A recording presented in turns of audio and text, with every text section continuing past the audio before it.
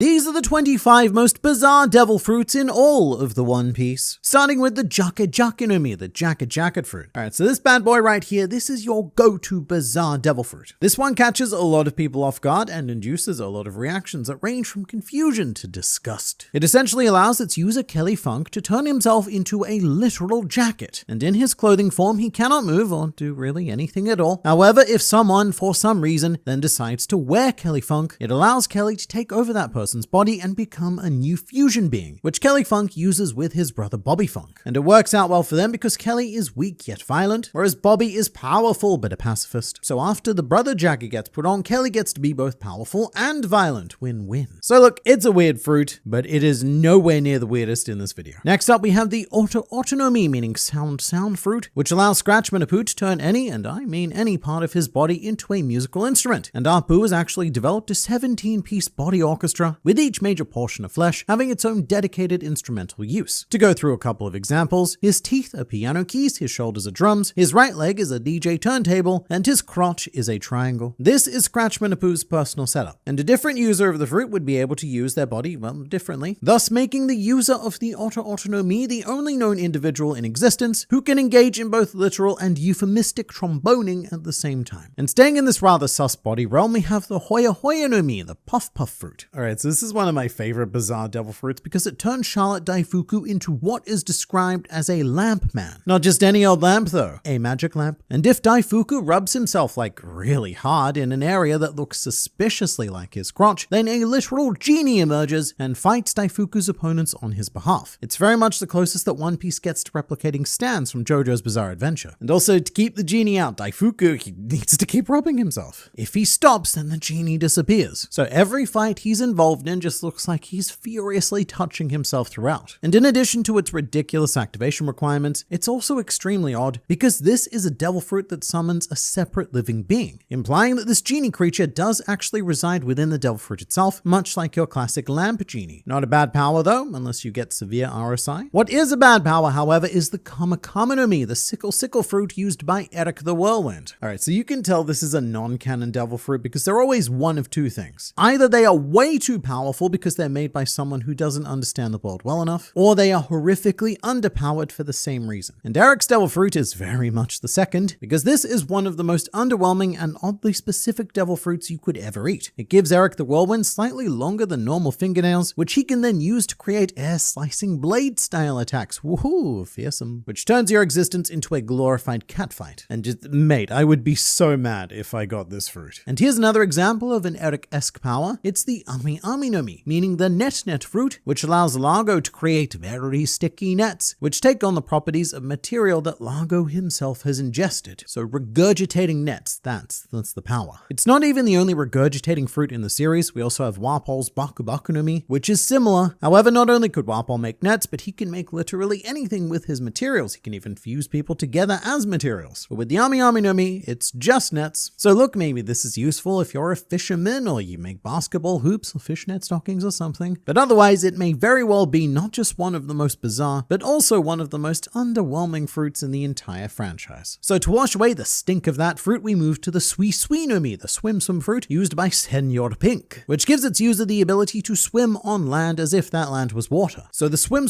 fruit is weird by default, because if you recall, the primary weakness of becoming a devil fruit user is losing the ability to swim, in water at least. So this fruit is trading your ability to swim in water for the power to swim on and through land. And it's actually quite useful because you can swim through any obstacle. It's just really trippy to see in action. Although recently, a copy of this fruit's properties have been made and given to S-Shark, a fishman clone, which is absolutely devastating because fishmen are unbeatable in water, and so S-Shark has become a fishman who is practically unbeatable on land, because that land is now sometimes water. But here is something that is very beatable on land. It's Charlotte Daifuku beating his genie Nah, it's actually a different fruit. It's the Hira-Hira-no-Mi, the flap or flutter fruit. So this has been described as turning its user into a quote flag human because it gives the user's body the properties of incredibly flexible fabric, which the user Diamante can also apply to objects as well. It has a lot of potential for utility, as seen when Diamante does stuff like folding up weapons into his pockets for surprise attack use. For the most part, it's a weird fruit with an equally as weird user, because Diamante is a bit of a wild card and does things like stuffing spiky balls into confetti cannons and then then stuffing the confetti cannons into his pants, which I will say is very creative and fun, and exactly what I want to see from a wacky power like this. Now, if you eat this next fruit, do not be surprised if someone asks you to spread. It's the butter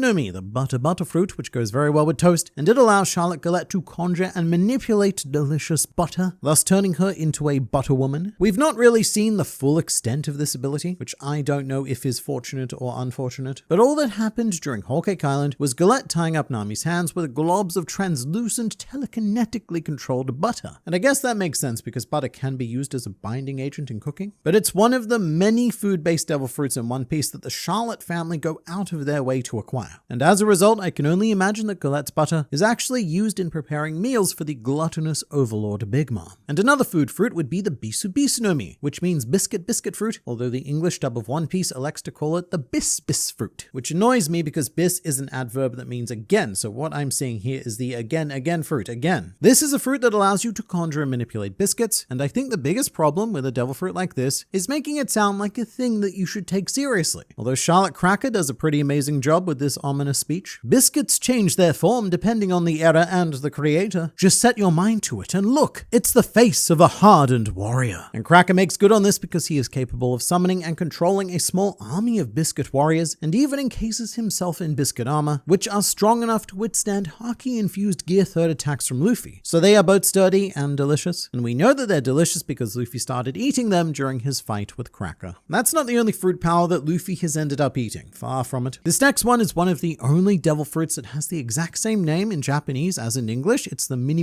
no mi, or the mini fruit. So this devil fruit on its own, not too bizarre. However, the way it's used, very bizarre. As implied by the name, it's a devil fruit that gives its user the ability to shrink. And so it serves as a bit of the reverse of San Juan Wolf's gigantification devil fruit. But the first incredibly strange thing about this is that it's only ever been used twice, and both times in non-canon media. But it's also been used twice by two separate teams who came up with the idea independently. The first user is Blue, a giant who appeared in the game One Piece Round the Land, and the second is the Lienthmark, a giant who appeared in the anime-only Zed's Ambition arc. The second weird thing is that on both unrelated and isolated occasions, this devil fruit was given to a giant. And the third weird thing is that once Lily used this fruit to enter Luffy's body, and then deactivated her fruit inside of him, regrowing within him to turn Luffy into a giant sort of thing, resulting in this image. And in Lily's case, this was foreshadowed, as her name Enstomac is French for in stomach. So eating devil fruits, eating their abilities, and even eating their users are all fantastic ways to gain weight. But then there's also this, the Poka no mi, which has no official English translation, but it can be translated as the chubby or plump fruit. And as stupid as it sounds, this one is genuinely terrifying because the user of this fruit, who is Nero from the One Piece 2017 premiere show, can control the body fat of themselves and other people. He can basically snap his fingers and turn people obese. And I kid you not, it is a move called the cholesterol ring attack. The craziest thing is that apparently this fruit also works on Brook as well, despite him having no body fat and really not much of a body to speak of. And I love this, but the counter to this devil fruit is just good old-fashioned exercise and a high metabolism. But a lot of you would probably just rather sit there and play Minecraft, in which case may I introduce you to the Cubu no mi, the cube fruit, which allows Gairam to turn real life into Minecraft, because he can turn anyone or anything into a cube or set of cubes, which Emperor of the Sea, Buggy the Clown, experienced firsthand during the 3D 2Y special. There's really not much more to say about this one, it's just cubes for days, mate. And also, balls. The Berry no mi, the berry fruit used by Captain Very Good, grants him the fearsome power of balls. The user of this fruit can divide their body into an unknown quantity of balls. It's actually quite similar to Buggy's devil fruit, except, you know, balls. And it does make Very Good very difficult to defeat because his ball body becomes more or less immune to blunt force attacks. You hit him, he becomes balls, the balls hit you, and it's not a good time. It's another one of those, you know, not bad, but really weird devil fruits. But alright, let's all relax now with the Nagi no mi, the calm fruit. This is a curious little entity that gives Don Quixote Rocinante the power to create soundproof fields, which is a very trippy devil fruit, and Rocinante uses it quite effectively to conduct his double agent activities, because as long as he's out of eyeshot, he can sneak up on anyone. Funnily enough, this fruit is the perfect counter to Scratchman Apu's devil fruit, because his targets need to hear the music to suffer the attack. And the same is true of Uta from Film Red. She has a musical-based devil fruit ability which you need to hear, and this devil fruit is just like, nah. But look, we've covered some weird stuff in this video so far, but I think it's time to take things to a whole new level of strange. With the Koro no mi, the roll roll fruit, which brings to life everyone's deepest desire to become a train, which Aviron uses to transform himself into a minecart, which is really bad for the pirate world because Aviron apparently needs tracks to use this fruit. I need to emphasize that the devil fruit itself cannot create tracks. The infrastructure needs to readily be available, and it needs to suit his exact body, which is a problem on so many levels. Because while there are some sea trains in the One Piece world, the vast majority of the planet is not very well equipped for rail travel, and so this may be one of the worst devil fruits in the entire series. I feel like I'm saying that a lot in this video, but it just keeps being true. For a much better implementation of wheels, we have the Shari Shari no Mi, or the wheel fruit used by Sharinguru. And instead of strictly turning into a cart person, Sharinguru can turn any part of his body into wheels and assumedly operate off-rail as well. Usually this would be a really weird fruit to point out, but I feel like after the cart fruit, this one actually seems perfectly normal and a bit underwhelming. But to continue this theme, another oddity in the world is the Guru Guru no Mi, Buffalo's spin fruit, which does what I think is the exact same thing as Sharinguru's wheel fruit, except Buffalo uses his spinning body parts and clothing to create propellers that allow him to fly, which I can't help but feel like Sharinguru could also do if he had wider body parts to draw upon, or just wore wider clothing or something, because they are basically the same thing. And as punishment for being the same thing, they shall now both be subject to the Muchi Muchi no Mi, the whip fruit. Something I've had to say for well into this video, because this is a bizarrely not safe for work devil fruit, and YouTube system heavily analyzes the first part of your video, so I just needed to make sure not to put it in there. But look, I think we've tricked them. This devil fruit turns Kujaku into an eyebrow-raising, quote, disciplined woman who can use her whip to implant obedience into presumably whoever or whatever Kujaku chooses. And the way we've seen it used in the series so far is with Kujaku whipping buildings on Hachinosu and essentially doming the structures into forming an area of tactical advantage for the Marines. And it's not clear if this is necessarily part of the fruit, but Kujaku also verbally abused the buildings as well. And although we have yet to see it, it's also implied that she can use this power on living things as well, due to Kujaku's ominous threat of, I'll whip you into shape. So BDSM aside, it's a weird fruit because there's no guarantee of how it's going to function each time. Like, yes, the buildings and stuff will obey, but how quickly will the buildings and stuff obey? What if you run into a building who's a bit of a brat? What then? That's going to take a lot more effort, etc. So many questions that will never be answered anywhere other than fanfiction. So moving on, we have the Chuni Chuni no Mi, another premiere fruit show used by a dude named Yehudi. And so it has no official translation, but it's most accurately called the tuning fruit, because this is the ultimate fruit for any perfectionists out there, as it allows the user to augment people, abilities, or environments, or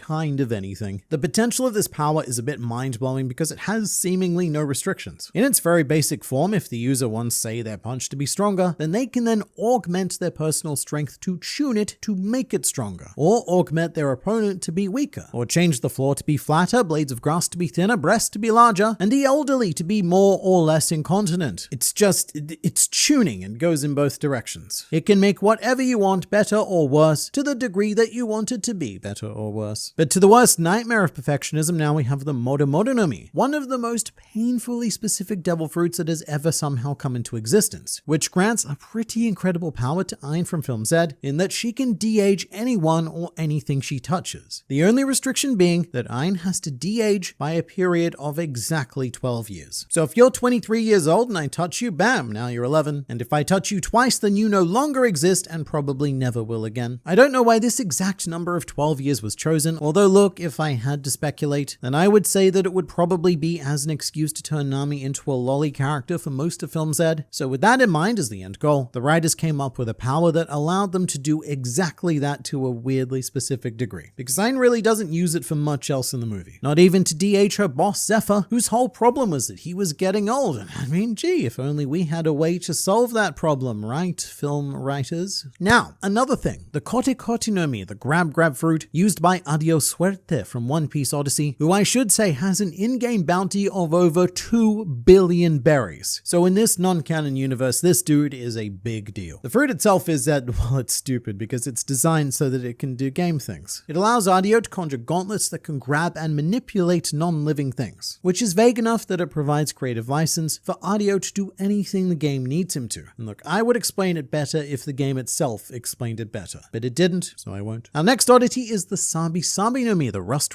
fruit, and this is a power that did lasting damage when Shu used it to destroy one of Zoro's swords during any slobby. So while it is the confirmed enemy of all swords, it's unclear exactly how far these rust powers go, as in the anime Shu used it to rust part of Zoro's arm, but that wasn't in the manga, and seems a bit wild if it can be used to rust people, but who knows. Alright, this part you're watching right now, this is a transition to the Nui Nui no Mi, the Stitch fruit, which gives its user full license to stitch some things onto some other things, like say your grandmother onto a shelf. It's weird, but what's really cool is that we don't know if it's possible to break these stitches once you have been stutched. In the series, Leo used these to stitch marine battleships together, so these stitches are probably at least as strong as Doflamingo's impossibly durable string. Or maybe even the impossibly durable spring of the Bane Bane no Mi, also known as the fruit with the funniest English name because it is the boing boing fruit, which turns Bellamy into a spring human, capable of turning whatever body part he wants into a spring, which Bellamy uses to bounce around and just generally have a fantastic time whilst gathering momentum to smash into his opponents and cause a big ol' ow. Stupid, but fun. But now for the most bizarre devil fruit in all of the One Piece. It is the Sarasara no Mi model axolotl, the only Zoan type fruit within the 25 bizarre fruits class, but it well and truly earns its spot here because it turns its user into an axolotl, which is an aquatic creature. Very problematic because devil fruit users are rendered completely prone in water. So it's currently the only devil fruit to be almost completely unusable, and the only reason why we were able to see it in action is because Caesar Clown fused it with his chemical weapon. And that is the 25 most bizarre devil fruits in all of One Piece. These are the 15 cursed devil fruits of One Piece, which to explain, all devil fruits, yes, are considered curses, but even among them, these particular fruits are on a different level, a bad level. Because partaking in magical fruit will always result in losing the ability to swim, that's a common curse, but eating one of these 15 fruits in particular comes at a much greater cost that will change your life and almost certainly not for the better. And we begin with Wapol's Baku Baku no Mi, the Munch Munch fruit, a very misunderstood ability because it is somehow much better and ever so much worse than people remember. This fruit allows its user to eat literally anything, especially if it's inedible. And it does this by strengthening Wapol's teeth, digestive system, and allowing him to unhinge his mouth wide open to fit whatever he wants in his grotesque gob. But you do need to ask the question, even if you did have the ability to eat anything, why would you want to do it? Well, you might want to do it because Wapol can use the objects or people he's eaten to augment his own body, and quite literally use the philosophy of you are what you eat. And Wapol can even utilize his body as a biological factory to poop out new things using those materials, which is actually amazing. I really cannot emphasize just how powerful these abilities are, and this would be without a doubt one of the best devil fruits in all of the One Piece, if not for this tiny horrifically debilitating curse. The catch with the Baku Baku no Mi is that it makes the user perpetually hungry. After consuming this fruit, Wapol will never know the feeling of satisfaction again, because whatever he eats is never enough. He always has to move on to the next thing, and then the next thing after that, and the next thing after that, and so on and so forth for the rest of his life. It is torture. At any given time, Wapol is only about 30 minutes away from starving. So that is the dominant thing on his mind at all moments. He has to be thinking about his immediate next meal. So it's a fantastic power, but it comes at a much greater cost, and that is only the first of these cursed fruits. With the second being Dr. Vegapunk's very fun to say Nomi Nomi Nomi, which you may figure out by looking at him means brain fruit. This is another high power, high cost trade-off because get this right. With this ability, you can learn and retain an indefinite amount of information. Every new piece of information that you encounter will be engraved and never forgotten. However, every time you learn something new, your brain will physically increase in size as an act of storing that new information. And that probably doesn't sound so bad on a micro scale. A couple of facts, and not a lot of damage.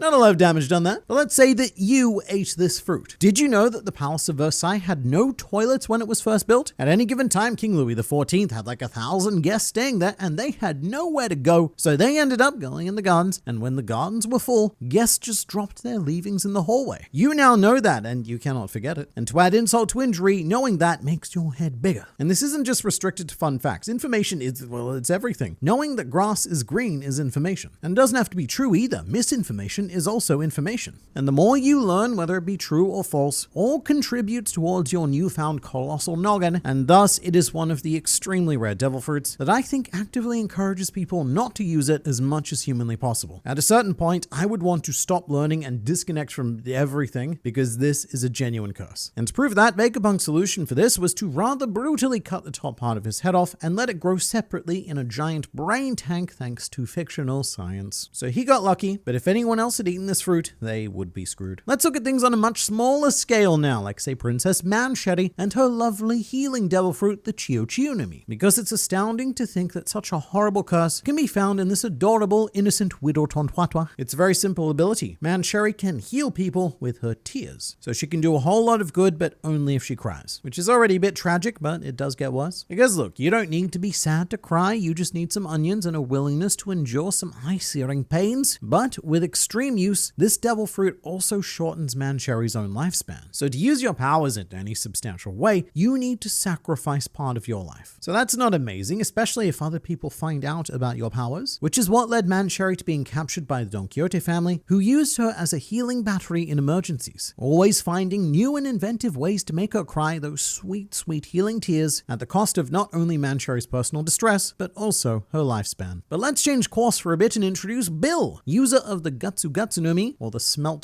fruit. So this one is, it's weird. It allows Bill to turn his stomach into a furnace, which he can then use to do all sorts of furnacey things, like craft molten blades, with the slightly off-putting restriction that he always needs to bury his hands deep in his stomach cavity in order to smith his tools. It's odd, very odd, but the curse of this fruit is more of a narrative curse. I personally don't like devil fruits like this because it fits really well into this annoying trend of non-canon devil fruits, which, excuse the pun, boil down to the idea of my body is very hot and you, main character, cannot touch me because of it. This concept has been done so many times in non-canon One Piece and it just never works. Because we have Bill with the Gatsu-Gatsu-no-Mi, and then there's also Lambor Bikini from the premiere show that uses this exact same devil fruit, has the same name and everything, but also characters like Don Aquino, Bear King, Wilder, and admittedly the very canon Charlotte Oven, all of whom have variants of the hot body concept. I don't know, I just think it's really boring to keep going back to this very dry well, especially since none of the hot body characters have ever been in any way successful. So it really is the wrong One Piece trope to keep trying, and it essentially dooms whichever character has this power to a life of mediocrity, and thus the Gatsu-Gatsu-no-Mi is a narratively cursed fruit. But what's that I hear? You want a sexy ninja fruit? Well, here is Shinobu, one of Wano's most deadly masters of both ninjutsu and seduction, who comes equipped with the rather cursed Juku-Juku-no-Mi, meaning ripe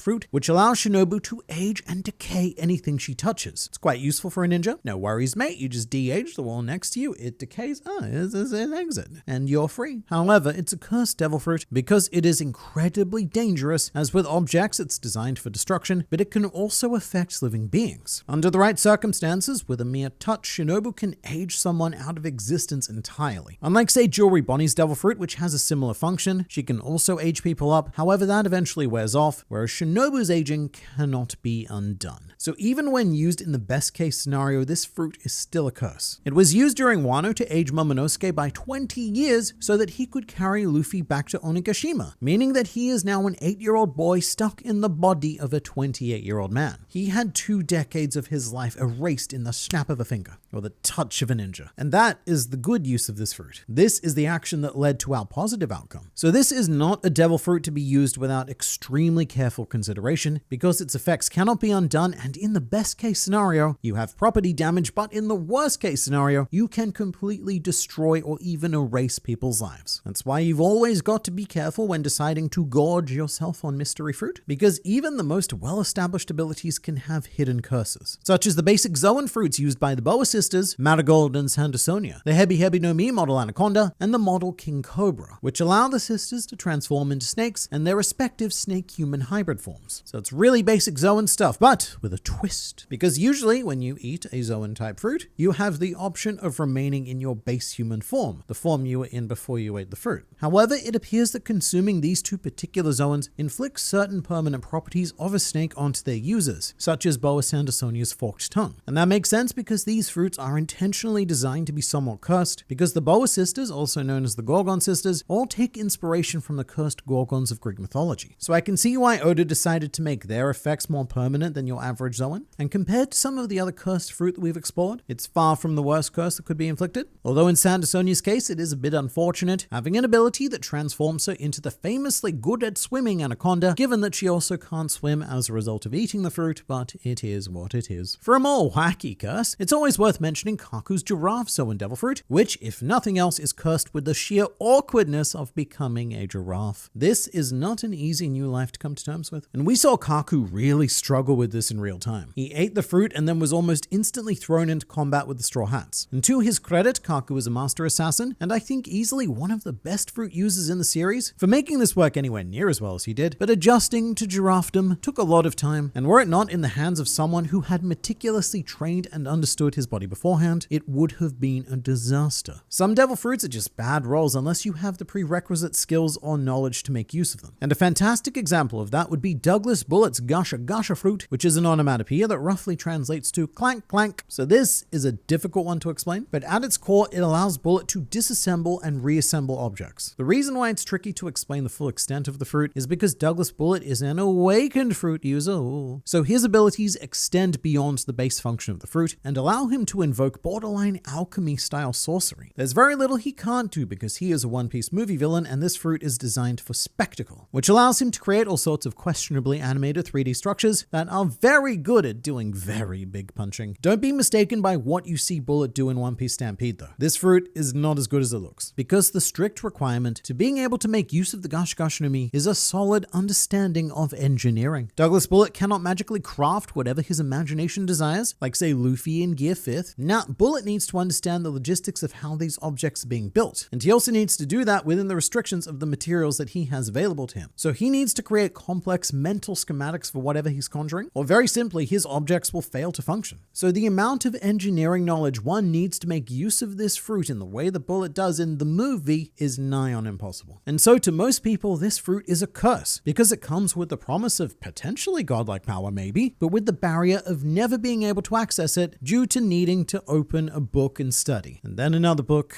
and then another, and then so many books, mate. Well, no one's doing that. I know there's probably a few people watching who are like, look, man on the internet, I am an engine, and I could use this fruit to revolutionize society overnight. And that may be true. There are a lot of disgustingly smart people who watch this channel for some reason. I'm sorry to track you down to my level. But the vast, and I mean vast majority of us uncultured swine could never even hope to make use of the most basic forms of this ability. Because some fruits just require a restrictive level of brain power, and they're not always this complicated either. Because I would say the same for the seemingly simple fruit, the Kira Kira no Mi, which is Jozu's delightful Twinkle Twinkle fruit, named due to the twinkles produced by all of the him when he uses it to turn parts of his body into diamond. As one of the hardest substances in the world, this gives Jozu one of the greatest defensive devil fruits in One Piece. And also offensive if he can use it to hit people, but that second part is where the curse comes in. A lot of people go through One Piece without realizing this, but after Jozu turns part of his body into diamond, it becomes diamond. What a twist. But diamond is not a flexible substance, and so whatever body part Jozu chooses to transform becomes frozen. And that's why his main attack is to morph part of his body and then use the unfrozen bits to charge it into an opponent. It's called Brilliant Punk, and it's currently Jozu's only canon attack, because realistically, it is so hard to do anything with this fruit. So imagine trying to fight an opponent, but one of your arms is just frozen in the air like that, or like this, or like that, however you want. It doesn't matter, the arm is locked into place. This is not easy, and that's what Jozu does. Which also means that he can't even make full use of the fruit, because if he transforms his legs, then he can't really move at all. Which is why this is a fruit that sounds great on paper, but the physical and mental ingenuity it would require to make decent use of this power is not something your average person would be able to pull off. Unlike Buggy, who takes pulling himself off to the next level with the Bara Bara no Mi, the Chop Chop fruit, that allows him to separate parts of his body, including his penis, which was highlighted by author Eiichiro Oda in the SBS of Volume 12 as need to know information. The curse of this fruit is that you need to be insanely cautious with regards to how you use it, because if you just get out there and you split yourself up like some kind of clown, then you're going to end up losing body bits. And in the series, Buggy even had a whole arc of his own where he had to cobble together a makeshift body out of whatever he had left and search the seas for the rest of what was once attached to him. Meanwhile, one of Buggy's partners in crime, Alvida, has the curious Sube Sube no Mi, which makes her ultra slippery, which is both a blessing and a curse. A blessing because this is genuinely one of the strongest defenses in all of One Piece. Any attack aimed at Alvida will slip right off her body. Fists, swords, bullets, nothing can non-consensually penetrate her. But the trade-off is that Alvida now spends every moment of her life as if she's covered in water and soap in a tiled room, so she will never again know the joys of sturdy balance. A concept irrelevant to Vanderdecken and his Mato Mato no Mi or Mark Mark fruit. So this isn't so much a curse to the fruit user, but to whoever the user decides to touch and imprint. After being touched by Vanderdecken, his hand memorizes the person, and he is able to target them with an object thrown from anywhere at any time and have that object heat seek the target. And for this reason, his his target, Princess Shirahoshi, had to be locked in a tower for 10 years to avoid all of the axes and such that Vanderdecken constantly threw at her. But it is also a bit of a curse for the user, because once the user has touched a target, that hand can no longer touch anything else or it will imprint a new target. So just be aware that Vanderdecken probably hasn't washed this hand in 10 years, and he further cursed himself by eating a devil fruit in the first place, given that he is a fishman. And again, self-cursing, not all that uncommon in One Piece, with two perfect examples being Charlotte, Opera, and Treble, no last name, who possess paramecia-type devil fruits that allow them to generate cream and mucus respectively. The mucus one is already not great for obvious reasons. I mean, it is really powerful, but it comes at great social cost. However, both Treble and Opera inexplicably use their devil fruits to coat themselves in cream and mucus at all times. I really want to hammer home that they don't have to do this. This is a choice that they have both made. And as for the weirdest, most specific, weirdly cursed devil fruit in all of One Piece, that belongs to Bounty, the primary antagonist of the 2018 One Piece premiere show, who has the Bana Bana no Mi. So you might not immediately realize this, but that fruit name is mostly in English, because Bana is the closest the Japanese can come to saying the word burner, which, you guessed it, yes, makes this yet another hot body fruit. Bounty can set his body on fire and stuff. However, this one comes with the insane restriction that Bounty can only generate heat in direct correlation to his level of jealousy. So if Bounty is just a normal person having a fairly decent day, then he cannot activate his devil fruit. He actively needs to engage in the emotional depths of jealousy, and not only jealousy, but pretty serious jealousy, to get any real power out of the fruit. We're essentially talking cheating spouse levels of jealousy to reach the full potential of this fruit. And any devil fruit that requires its user to engage in fictional cuckoldry is almost certainly going to be labeled as cursed. But you let me know in the comments which devil fruit you think is the most cursed.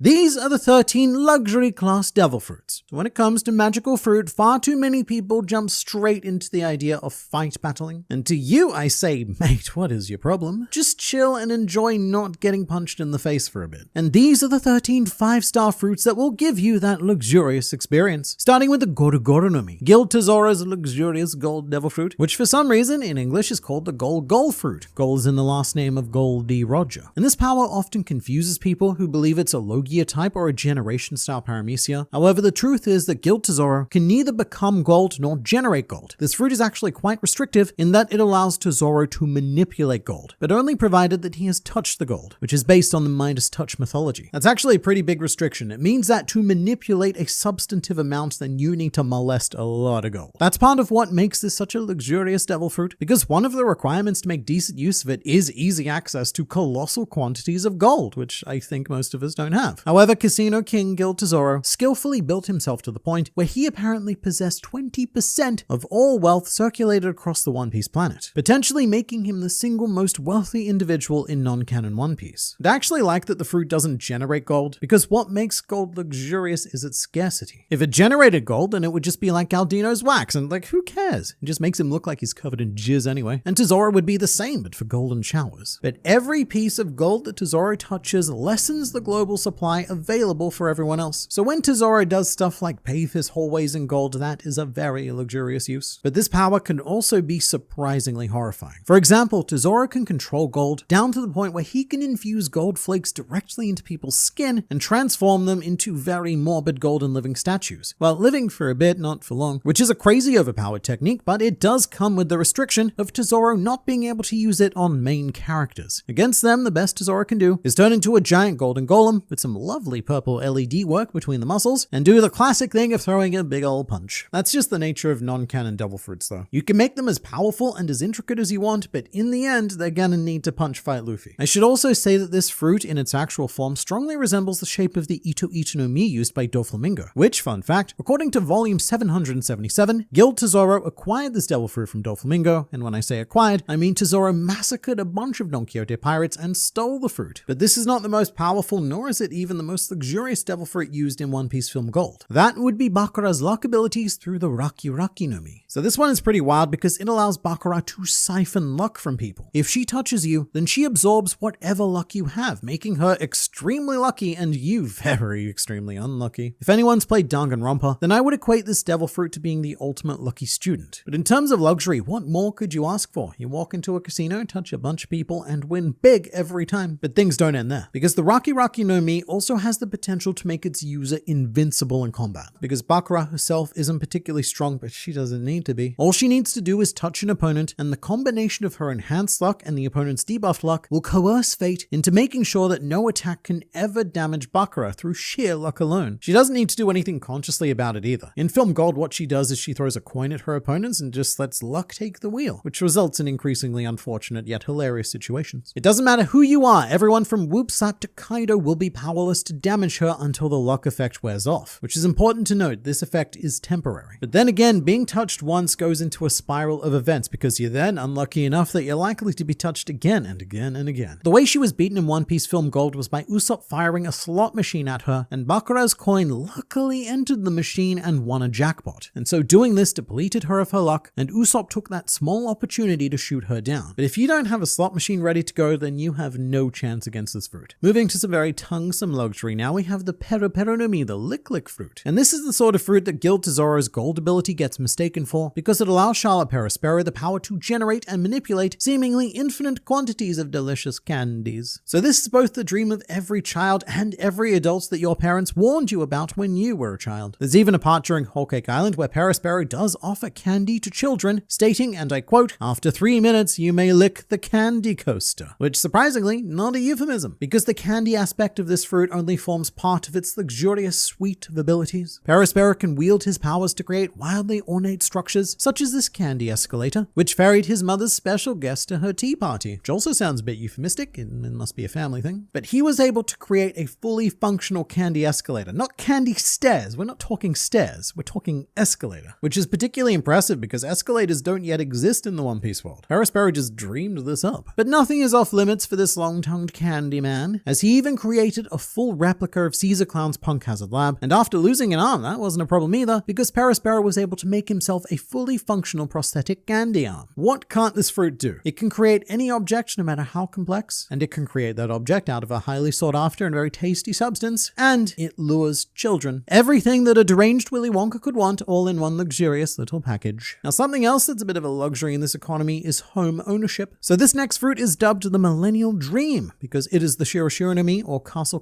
fruit, which turns its user into a living fortress, and thus granting them their own personal castle mansion. This fruit is a little bit convoluted, because what it does is it turns your body into a manipulatable castle, so you can have all sorts of doors and windows and wherever you like, I guess. And for anyone who gets a bit too close to you, they shrink, and are thus able to inhabit the castle, which Capone Gang Beige uses to house his extensive crew of fire tank pirates as well as his family. But this is where it gets real trippy. The user of the fruit can also create a miniature functional version of themselves within the castle walls, meaning that the user can live inside of themselves, but also retain full consciousness of the outside world. So it's like inhabiting two different bodies at the same time, which is an experience that I can't even begin to comprehend. And then there's the ultimate ability Big Father, where the user can expand their body and become a colossal moving castle, basically taking the mask off and showing the world what they truly are. And it's also a technical exception to the rule of a devil fruit user only being able to consume one devil fruit, or one devil fruit user, because the owner of this fruit can have as many other fruit users, or even fruits, as they want stored in their stomach, and they will be just fine. I guess the only real issue with this fruit is that it gives you a ready-made castle. You can't really change a whole lot. And if what we're looking for is true luxury, then what we want is a more bespoke creation. And for that, we would either look to Pika's Ishi no Mi or Morley's Oshi no Mi, two fruits that sound very similar and also perform very similarly. In English, Pika's ability is the Stone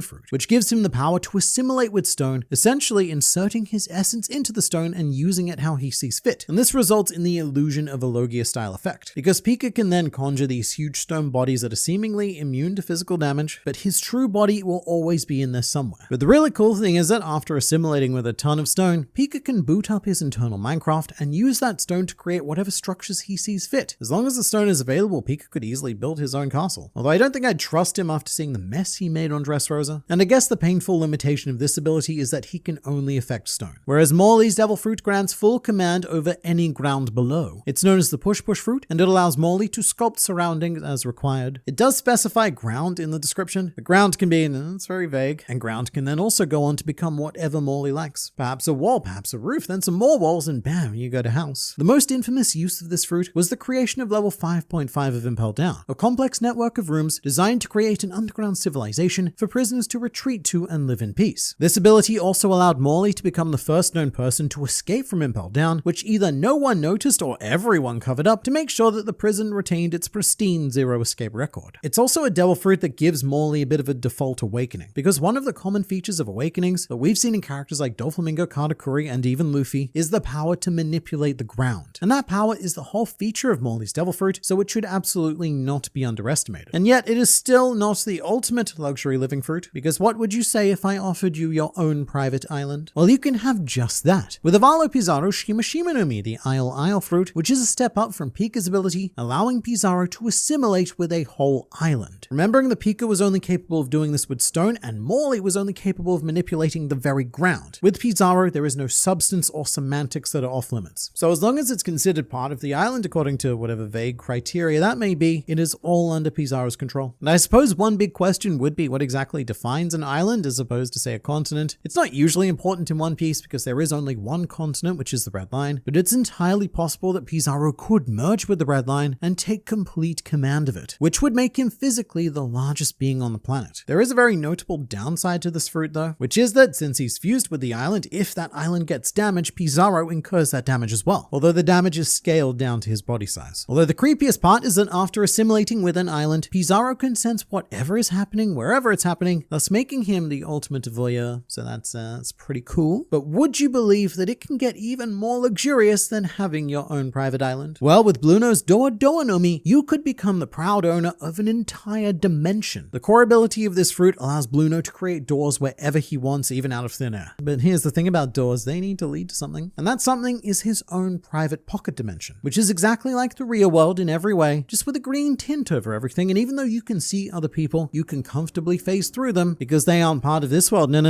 This is all for you. It comes with one particularly intriguing restriction, being that the user can only create doors in proportion to their relative size. So if a giant had this fruit, then mate the doors we could create. But then again, if Blueno were to be chibified in perhaps a One Piece movie, then he'd only be able to create these adorable teeny tiny doors that everyone else has great difficulty fitting through. And that is exactly what happened in One Piece Film Red, a film which also featured the second pocket dimension fruit, Charlotte Brulée's Mira Mira no Mi. So this is very similar to Blueno's fruit, but instead of creating doors, it gives Brulee the power to create mirrors that then act as doors. Portals, if you will. Portals to a wonderfully trippy mirror dimension, and unlike the door fruit, which overlaps with reality, the mirror world exists completely separate from base reality, but contains a near infinite amount of mirrors that can be used to access any point of reality where a mirror exists. Your bathroom, for example. Brulee could just pop out there while you're doing your thing. But this one, it gets a bit trickier because it also has reflective powers. Charlotte Brulee can transform people, animals, or objects into other people, animals, or objects via the logic of reflecting that object back at the target object. So let's say that you, me, and Brulee are in a room just chilling, but then Brulee decides to create a mirror that reflects me onto you. So you now look like me, and I'm so sorry about that. And the first thing I would recommend is cleaning your shame away with the Awa Awa no Mi, Caliph's bubble fruit, from which you can conjure and manipulate specifically soap bubbles. And linger on the soap because that is surprisingly important in One Piece, because there's quite a wide variety of bubble tech available, like the bubbles generated by Sabri Archipelago, the bubbles used to coat ships to dive to Fishman Island, and Vegapunk's assorted bubble tech that creates nigh on impenetrable bubble defenses. And Califa can do none of that. She's restricted to much more basic soap. Although one luxurious advantage of this ability is that she can clean any room or even outdoor area almost instantly. And let me tell you, as a man in his 30s, I see much more beauty in this devil fruit now than when I first saw it as a teenager. But Califa can also clean people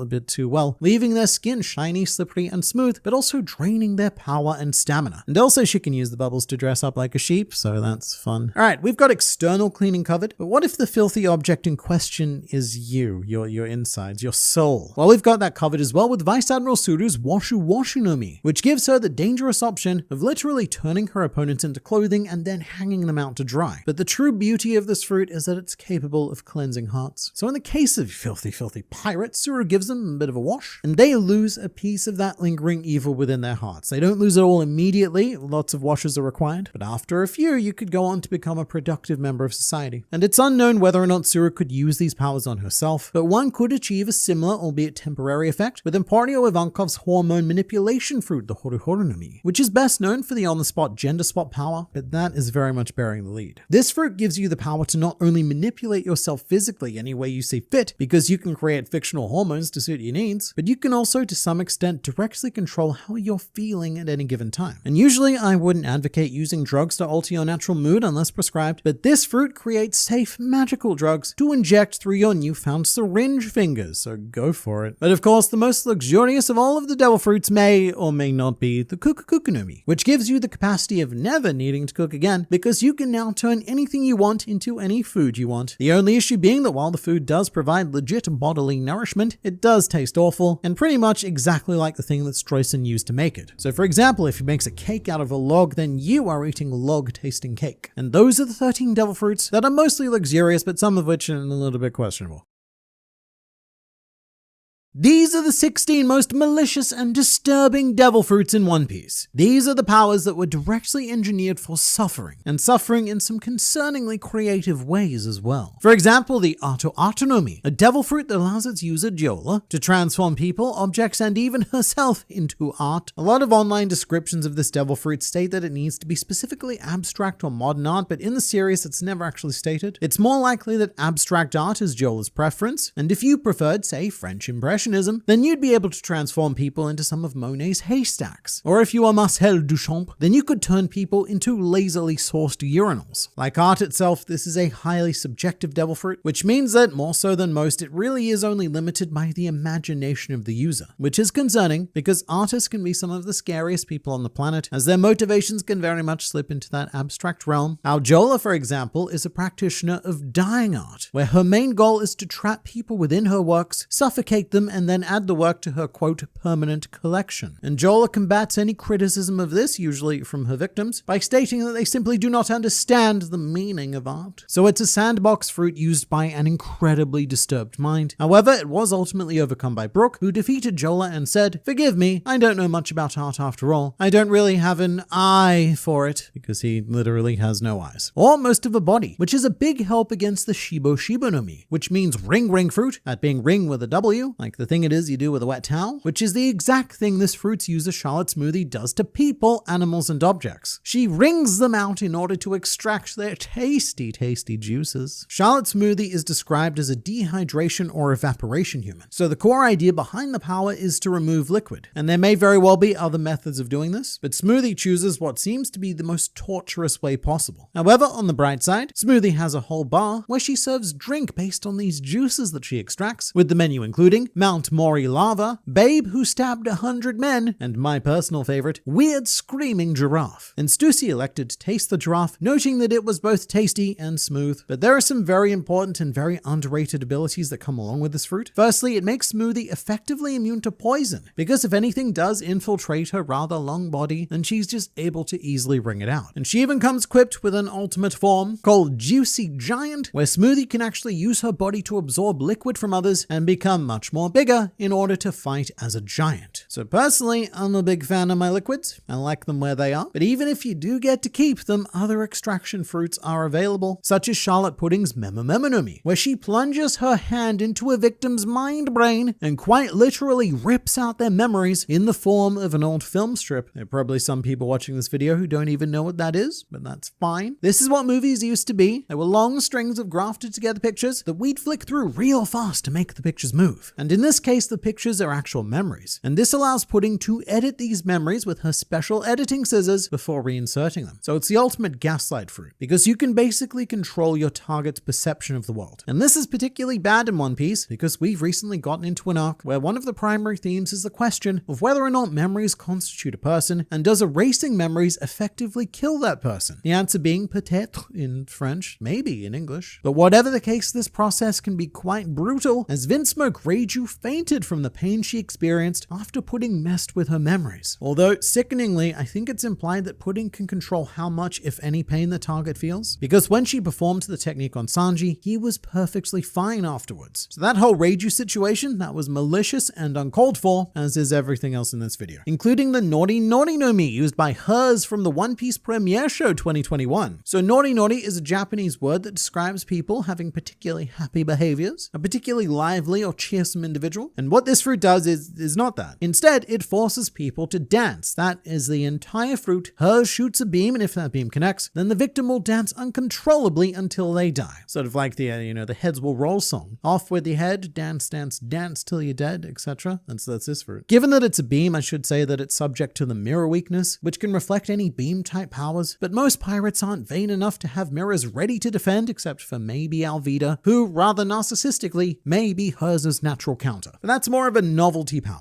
Yes, dancing to death, I can't imagine it's amazingly fun, but this next fruit can do some proper global damage. This is the Hore Hore no Mi, a love fruit, used by a quote, aphrodisiac man named Bonbon. And Bonbon, as you may have guessed, can force people to fall in love or fall in lust. He can make them like real thirsty. And its primary use was during the 2015 One Piece premiere show, where he invoked his Cupid powers on Nami and actually made her fall in love with a character who wasn't him. That's important. Bonbon can matchmake anyone. So he really is the closest thing the One Piece world has to a Cupid, which also makes it the third time in the One Piece franchise that Nami has almost been forcibly married with a wedding dress and everything. The classic example is Absalom on Thriller Bark, but it actually happened way back before then in movie 2 when the Bear King tried to marry Nami, who was coincidentally wearing a wedding dress at the same time due to other shenaniganry. But this fruit has the potential to be one of the most dangerous in the entire series. Being able to mess with feelings like love and with such a level of precision on a mass scale, look, you've got yourself global anarchy right there. You could topple governments overnight with this fruit. But for something a bit more old-fashioned, we have Hina's Ori Ori no Mi, the bind fruit, which allows her to encage anybody by touching them, at which point Hina's body can manipulate itself into a wide variety of cage and shackle-like constructs. With quite a wide range as well, it's very difficult to avoid, and once you've been caught, we have yet to see anybody physically capable of escaping. This fruit is grouped with the malicious ones because the innate desire to subdue people is always a bit uncomfortable. I suppose this fruit could have been dreamed up by someone who had a strong desire for justice and to make sure that those nasty criminals are off the street. But who decides what is and is not justice? Well, Doflamingo actually tells us in One Piece. He says that justice is determined by the winners. And with this fruit, chances are you're gonna be the winner. So the question becomes, what is justice to Hina? And that would be the ability to get completely smashed on a night out and ignore your marine boyfriend who has wisely called a camel taxi to take you home. But along the same lines, the Heart of Gold special introduced us to the Jara Jara no Mi, the chain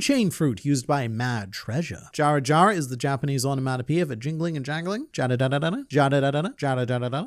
Doesn't even sound like jangling. What is wrong, Japan? But this is a very underwhelming ability, giving Mad Treasure the power to spawn chains from his body, which are then used to do chain things, I guess. Like using them to hit people and tie people up. And really, this is the objectively worst version of Hina's fruit. And also, using it looks quite painful, because you look at the close-up shots of Treasure spawning the chains out of his hands, and they're often accompanied by spurts of blood, and it's like, ow. It's not pleasant to use or to be subject to, and comes with very few advantages in general, because chains aren't a huge deal in the One Piece world. Any half-decent pirate can either cut through them or break out of them. And hilariously, sadly, Mad Treasure's final form is wrapping himself in chains as a sort of makeshift armor, and it's all just very sad. So we can and will do better, especially since there's a whole class of devil fruits out there that don't even need chains to enact slavery. So now we meet Breed, the concerningly named user of the Peto Peto no Mi, which is already bad because if you say it too quickly, it sounds like pedo. But this isn't much better than that, because this power allows Breed to turn any living being into his pet, aka slave. It's named Pet Fruit because slave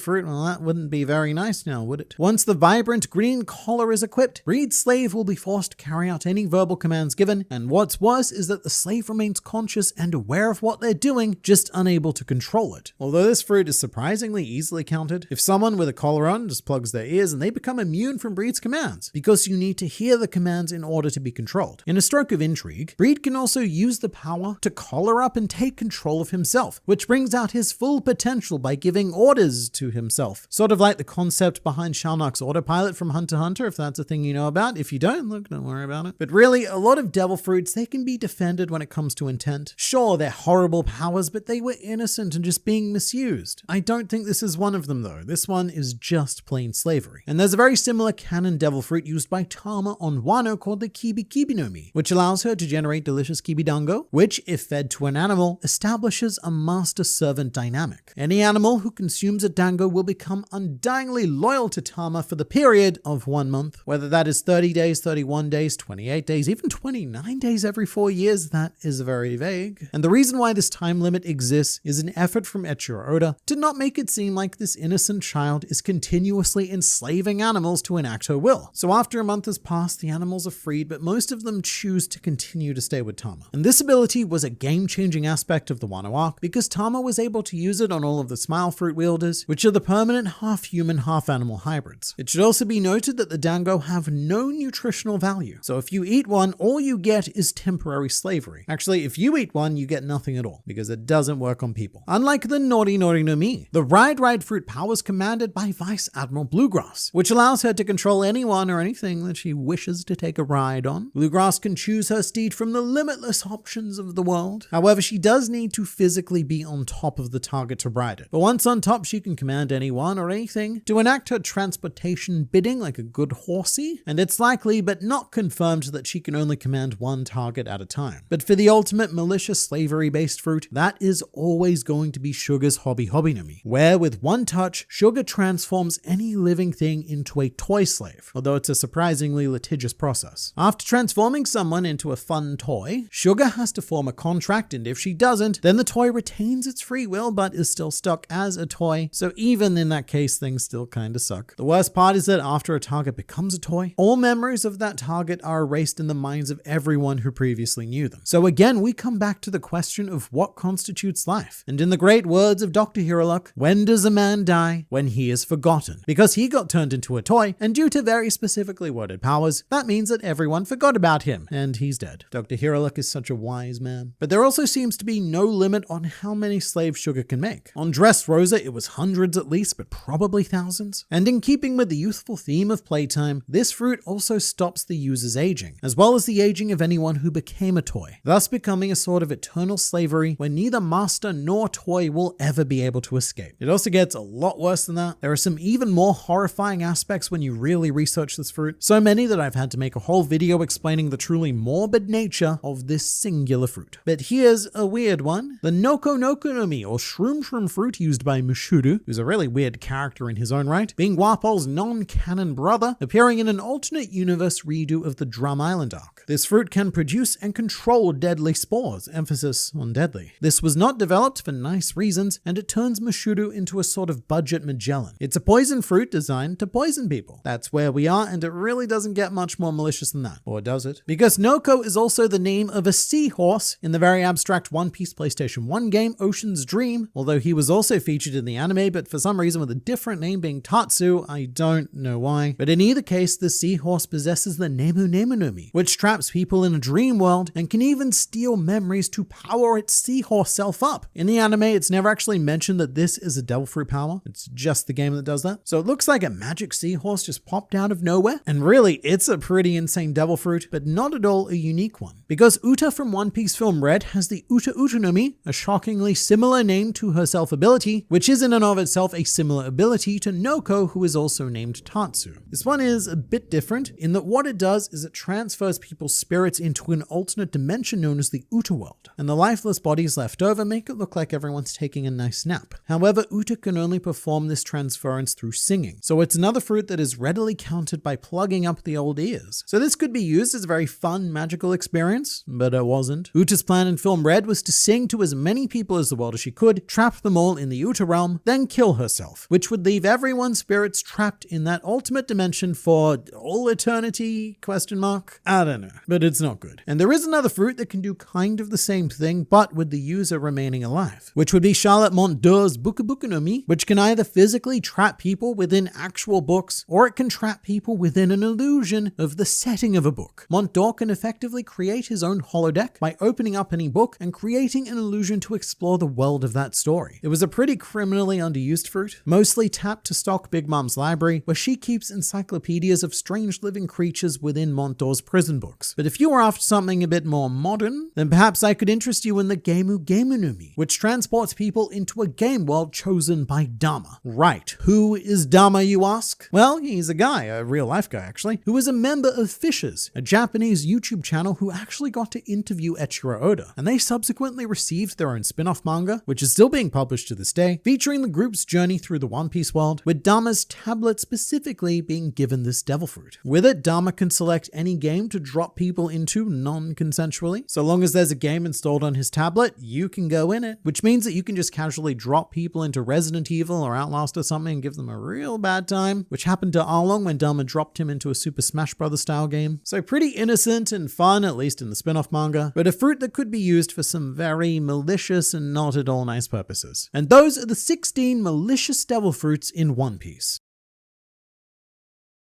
These are the 20 most barbaric and violent devil fruits in One Piece. I should note right at the beginning, these are not powers that are being misused for violence. These are the devil fruits that woke up and chose violence. They were created specifically for that. And to start, we have perhaps the ultimate punch-fighting fruit in the series, the Riki Riki no Mi, currently wielded by Jesus Burgess. Jesus Burgess. Riki means strength, so this is the strong fruit, and it does exactly what it says on the box. It very simply multiplies the base strength of its user, thus allowing Jesus Burgess to perform feats with his hands, such as lifting and chucking away an entire mountain. We currently don't know what the maximum strength limit for this devil fruit is, but it definitely favors people who are already at the tippy top of the power. Consider the fruitless likes of Shanks, Roger, or Silver's Rayleigh. If this devil fruit did so much as to multiply their strength by 2, then there would be no one on this planet even remotely capable of touching them in battle combat. The best fruits in One Piece do tend to be the most basic ones, and with the Riki Riki, the Blackbeard pirates, they deliberately sought this fruit out and fed it to Jesus Burgess. So it is to be taken with the utmost seriousness, and really, there's only one devil fruit in the world that would appreciate a matchup with the Riki Riki, and that would be the currently unnamed devil fruit of Mad Monk Rouge, because our chonksome Sky Monk strategy in battle is what some may label as counterproductive. Basically, what a Rouge likes to do is he likes to get hit, then he likes to get hit again, and hit a third time, then lots more, which all goes on to benefit Rouge, as his devil fruit ability effectively transmutes damage incurred into temporary physical strength to be inflicted upon his enemies, which is described as karmic punishment. Rouge is essentially a living impact style, and he is a very, very bad matchup for anyone who cannot beat him in a single attack, of which there are really only a handful of characters in One Piece who could confidently deliver such a blow. And one of the characters who that definitely is not is El Dorago from the very first One Piece movie film, and his offering to the fruit platter is the Goe Goe no Mi, meaning shout shout fruit. This one is very exciting because it is the very first non-canon devil fruit in all of the One Piece, and it really set the stage for just how rubbish non-canon devil fruits were going to be going forward. It gave El Dorago the ability to shoot mouth beams via shouting, quite similar to what the Pacifista can do, sans magical fruit. More accurately, what El Dorago does is he creates a shockwave that is stylistically portrayed as an energy beam. But whatever he was trying to do, he failed. So corrupted by his lust for gold that he couldn't even see the beauty in gems. Or something like that. He's misguided villain, etc. But story lord Eiichiro Oda would go on to create his own gem, which is the real name of Mr. 5, user of the Bomu Bomu no Mi. So most people know this one as the nose-picking fruit, because it allows Gem to explode any part of his body, including bodily secretions. And this fruit is pretty wild in retrospect, because it even allowed Gem to explode his own breath. He could go,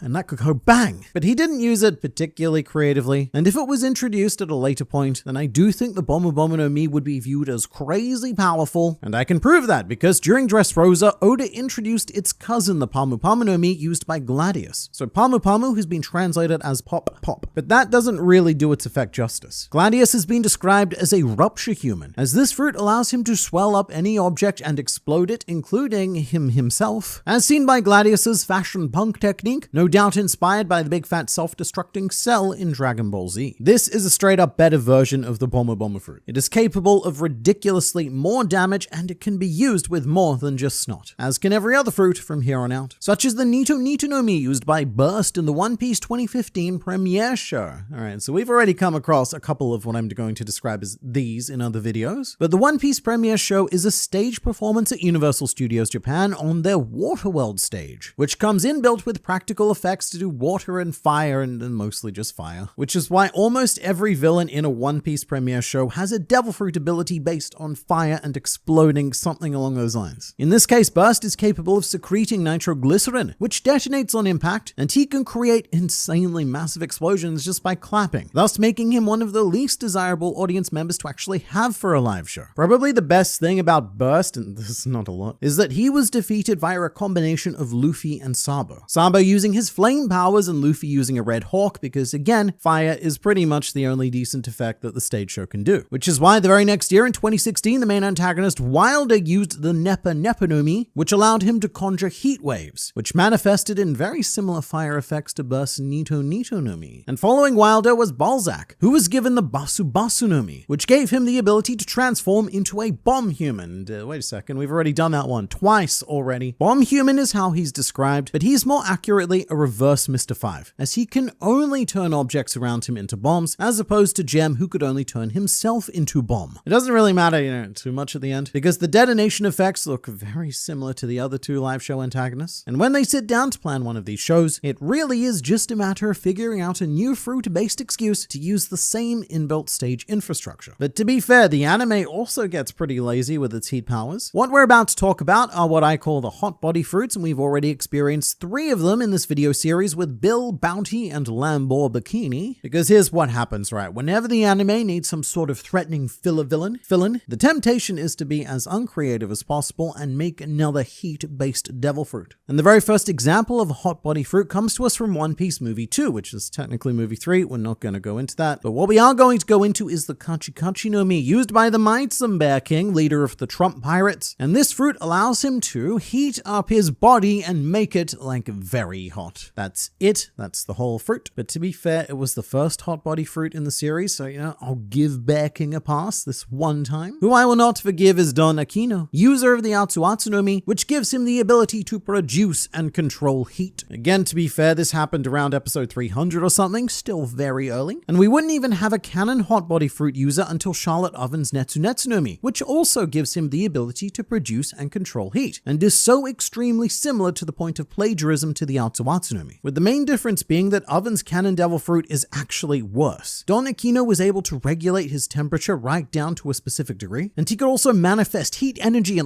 chuck it at people and things. So cool, yet so hot. And he could even manipulate external heat sources as well to do all kinds of crazy crap with volcanoes and whirlwinds and tidal waves. But long story less long. With Charlotte Oven, there are effectively 6 characters in the One Piece franchise that possess the same hot body fruit powers with very minor variations. And I'm tired of seeing them.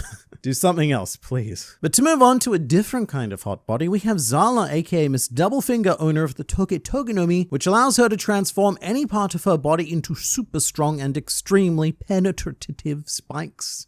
I don't know if I said that correctly, but I'm not redoing it. Like everything else in this category, this fruit, it is simple, it is brutal, and there's something just a little bit weird about it. As this devil fruit also has a very curious, to say the least, ability that allows oneself to dope. Toge Toge doping allows Zala to inject herself with spikes that enlarge her arms to Frankie proportions, which at face value seems like the same ability possessed by Emporio Ivankov and the Horo Horo no Mi, which directly produces and injects hormones, but the Toge Toge no Mi, it is not that. Even though it has a very similar effect, the official explanation is that what Zala is doing is more like an extreme version of acupuncture. And Oda has also stated on one occasion that this devil fruit needed to be nerfed during the production process because there was a concern that spikes ripping through Zala's clothes would make the story unnecessarily erotic. And here at Fictional Pirate Channel, we only tolerate necessary eroticism. Up next, we have a pair of devil fruits, being the Kilo Kilo no Mi and the Ton Ton no Mi, which are paired together because they do the exact same thing but different. The Kilo Kilo is actually one of the earliest devil fruits introduced in the entire series, used by Mikita, aka Miss Valentine, which allows her to change her weight anywhere within the range of 1 kilo to a whopping 10,000 kilos, which is usually used as some sort of blunt force attack. Mikita, she gets very light, floats up into the air, then switches to 10,000 kilos and lands on her opponent's very unfortunate head. Her ability is essentially using Kirby's down B in Super Smash Bros., and every bit as obnoxious because it's all she ever does. It's one of the least versatile fruits in the entire series. The floating, I guess that's pretty nice, but it's so severely limited that not even Eiichiro Oda could think of more than one creative way to use it, which is why it was very surprising that he created a sequel fruit, the Ton Ton no Mi, which allows Mark Weiss device to change his weight from an unspecified minimum all the way up to 10,000 tons, which is approximately the weight of the full Eiffel Tower. And this fruit, it is devastating because even using just 1 ton, the bare minimum would destroy any regular person. And it took the strength of a giant Harudin to be capable of knocking Mark Weiss back using his weight, but even then Harudin took substantial damage in the process. But this is a case of what is known as a superior fruit. Occasionally in One Piece you will stumble upon a devil fruit that is just a straightforward upgrade of a previous fruit, which we also see in the case of the Super Super and Buki Buki devil fruits. Super Super meaning dice, and it allows its user, Das Bones, to turn any part of his body into a blade, essentially becoming a hard counter to any swordsman not clever enough to have learned how to cut steel. It's a pretty ruthless fruit and perfect for the profession of an assassin, which Das Bones was. However, a blade, it is only one type of weapon. Meanwhile, on Punk Hazard, we were introduced to Baby 5 and her Buki Buki or Arms fruit, which gave her the ability to transform into quite literally any type of weapon. Yes, that includes blades, but also pistols, Gatling guns, and that one time that she transformed into a fully functional missile, which is a type of technology that the One Piece world doesn't even have access to yet. For combat enthusiasts, this is close to the ultimate devil fruit, because any weapon that you can imagine you can use your body to conjure. And with that in mind, there's probably a whole ton of untapped potential to create stuff like lightsabers or even miniature Death Stars, maybe even full-size Death Stars. You do what you want. And so this is the strict identified superior to the Super Supernumi, because Baby 5 can do anything Mr. 1 can do and also many more things. But also, this is only part 2 of a set of 3. There is a third installment in the body weapon series known as the Ute Utenumi, which was used by Bad One Gracie, another One Piece premiere show villain, but to be fair, one who had a mildly more unique devil fruit, which gave him the power to turn anything around him into a gun or a cannon. Ute means shoot, so this is the shoot fruit, which is fun to say, but it kind of meh to see in action, honestly. Because even if you were to Blackbeard yourself into having both Das Bones' devil fruit and Bad One Gracie's fruit, you'd still only be capable of a tiny fraction of the power that Baby 5's fruit would give you. But for those who prefer enacting violence with your own not gun hands, then Rob Lucci's Neko Neko no Mi model leopard is a solid choice, and it's also one of the only devil fruits in the world where you see the fruit and there is no ambiguity in regards to the power you're getting. If you're surprised by becoming a leopard after eating this, that is on you. Devil fruits tend to be considered these enticing mystery box, you're never quite sure what crazy power you're gonna get, except in this case where you gain the ability to transform into a leopard and a leopard-human hybrid. But beware, because this is a carnivorous zoan, and consuming it will make you subject to the instincts of a leopard, and in Lucci's case, it significantly increased his primal need for bloodlust, which was already shockingly high for a human. The carnivorous zoans in general are so difficult for their users to control, because what goes on to exist within them is an innate animal with desires and instincts and a mind of its own. And Rob Lucci is currently the only known character in One Piece to have awakened a carnivorous zoan fruit, which is a huge credit to his sheer willpower. The same cannot be said of Jabra, who possesses the Inu Inu no Mi model wolf, which turns him into a big scary wolf man who is so self-conscious that he still thinks about that one time that his short-term girlfriend Gatharin dumped him. Jabra hasn't really gone on to do too much. Still one of the better raw power zoans though. But for something absolutely wild, I now present you with the Deri Deri no Mi, the delivery fruit used by Prize. And this may be one of the most sinister and violent devil fruits ever imagined, because it gives Prize the power to deliver anything to his specified target, which he can and did use to, say, deliver a virus into someone's body. And he can also have objects delivered to him, which was notably used to remove opponents' hearts, much like Law did on Punk Hazard. But this fruit is insanely powerful, and every character in the One Piece world should be glad that this is not canon. And those are the 20 most barbaric and violent devil fruits in all of One Piece. These are the 16 most useful devil fruits in all of One Piece. And we're going to start with Nico Robin's Hana Hana no Mi, the flower fruit. This allows Robin to sprout copies of her body parts on any surface, which is usually used to summon hands, but can be used for anything including the breasts, which Eiichiro Oda specifically noted on one occasion. In terms of hands though, this is the devil fruit that Eiichiro Oda stated that he would want the most, so that he could draw manga faster and more efficiently. But Robin tends to get a bit more creative, using her summoned hands as building blocks for larger constructs such as a full-on pair of wings. This devil fruit has a seemingly limitless well of potential depending on the will and creativity of the user. There's a siren in the background. Gasp.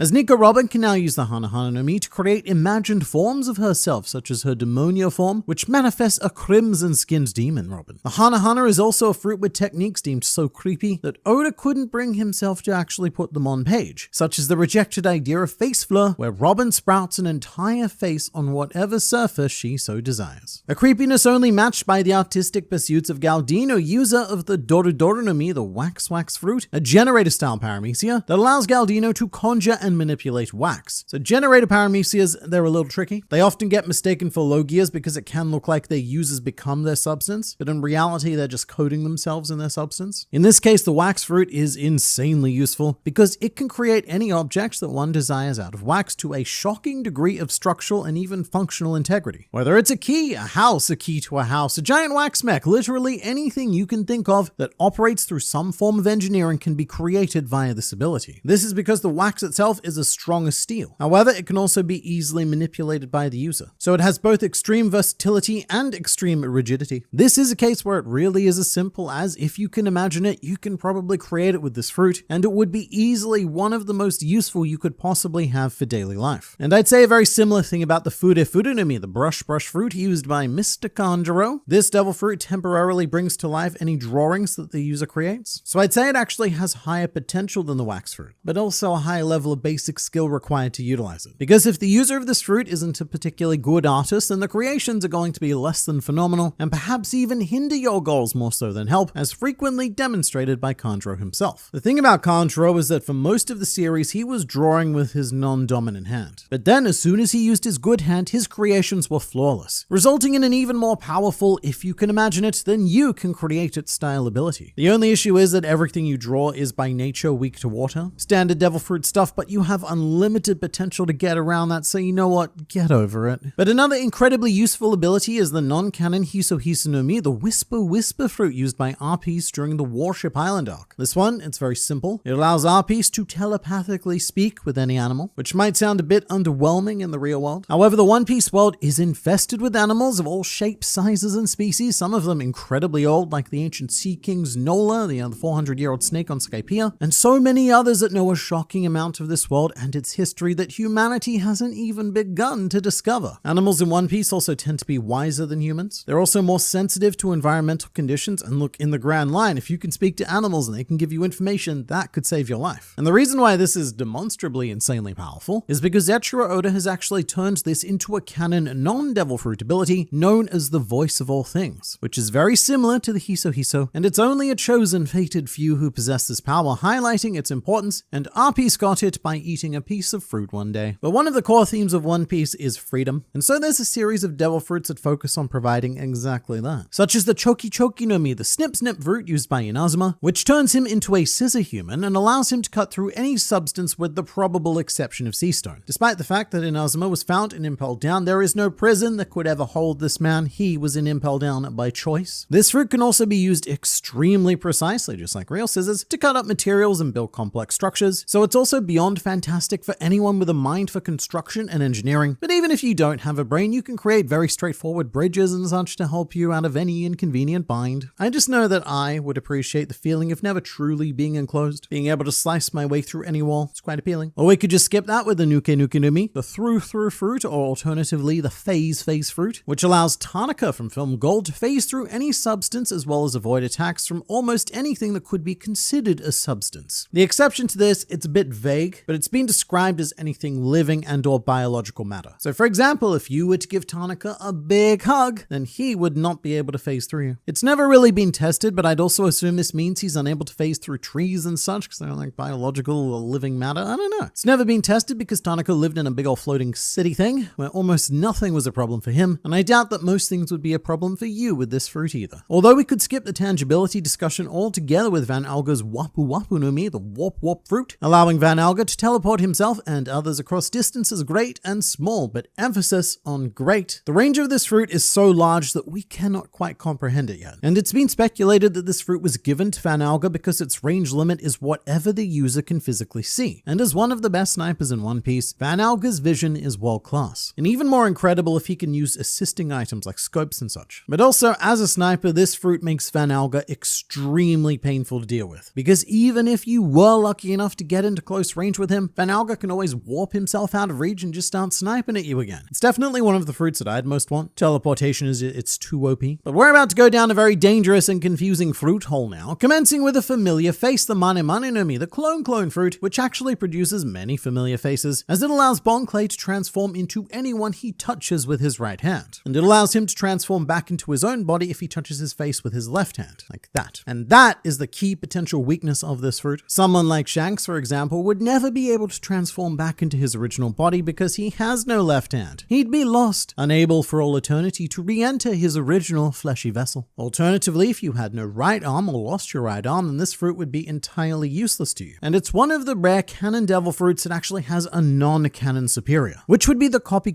no Mi, the Copy fruit used by Chameleon from the One Piece premiere show 2012. Regarding the name of this devil fruit, on the wiki article, it feels the need to point out the following. Copy is the Japanese way to pronounce the word copy, which I think is very convenient because that's also the English way. But the huge advantage that this fruit has over the Mane Mane is that 1, Chameleon only needs to see his targets. He doesn't need to touch them. And 2, and this is a big one, if his target is a devil fruit user, then he transforms into their body and is capable of using their devil fruit powers as well. Bon Clay cannot do that. He can only take on the base bodies. The one trade-off here is that the Copy no Mi seems to require a pretty intense degree of concentration to use, as during the live show, whenever Chameleon sneezes, he reverts back to his original form, but that is a very small price to pay for the ability to replicate any devil fruit in the entire world. And for a slight variant on this, we have the Kone no Mi, which has no official translation, but it roughly means the need fruit. And this does effectively the same thing as the Copy fruit, except you're only allowed to use it on other people. So if you're in a room with Nami and Sanji, you can transform Sanji into Nami or Nami into Sanji, but you yourself cannot become either. So it's more of what I'd classify as an accessory fruit. It doesn't have any amazing potential if you're on your own. It really requires a trustworthy partner. And its user Bill D from the 2014 live show had exactly that, and he turned various allies into characters such as Crocodile, Rob Lucci, Trafalgar Law, Oz, and for some reason also, of all people, Hody Jones. Why? But we're gonna go a step crazier with the Mono no Mi, which also has no official translation, but the most literal meaning is the thing fruit, and it's used by Pokke, a child from the 2016 One Piece premiere show, and it allows him to create clones of himself and also any other person or object that he has full command over and retains their devil fruit abilities. These clones are said to be physically weaker than the originals, but this fruit is still outrageously powerful and broken, because it allows you to casually create yourself a Kaido, a Big Mom, a Sakazuki all at once, and even though they're all slightly weaker than the originals, there are still going to be very few, if any, forces in the world that are going to be capable of stopping you regardless. It's a series-breaking fruit that can only exist within the context of a live show. And look, you might be starting to wonder why these live shows have so many clone and copy fruits. Well, that's because the live shows need to find an easy excuse to include as many characters in One Piece as possible, and usually the solutions they find involve copying and cloning. So every time there's a new live show, we need a new variation of the clone fruit so that we can stick all of our characters into it. And another somewhat uninspired variant is the Mari no Mi, taken from the word marionette, and it was used by Van Vendler in the 2023 One Piece premiere show, which allows him to conjure and control copies of beloved series characters. I should say that this is infinitely better than the Mono no Mi because you can just conjure copies instead of needing to transform others. It's straight up better. The only real restriction is that Van Vendler needs to know someone's name, and that's not much of a restriction. Not particularly problematic because all of the people worth copying in this world have their names very well publicized on bounties and in newspapers thanks to the work of a certain big news bird. But as for series author, it's your Oda's favorite copy fruit that is easily the Bijo no Mi, which has been translated as both Vision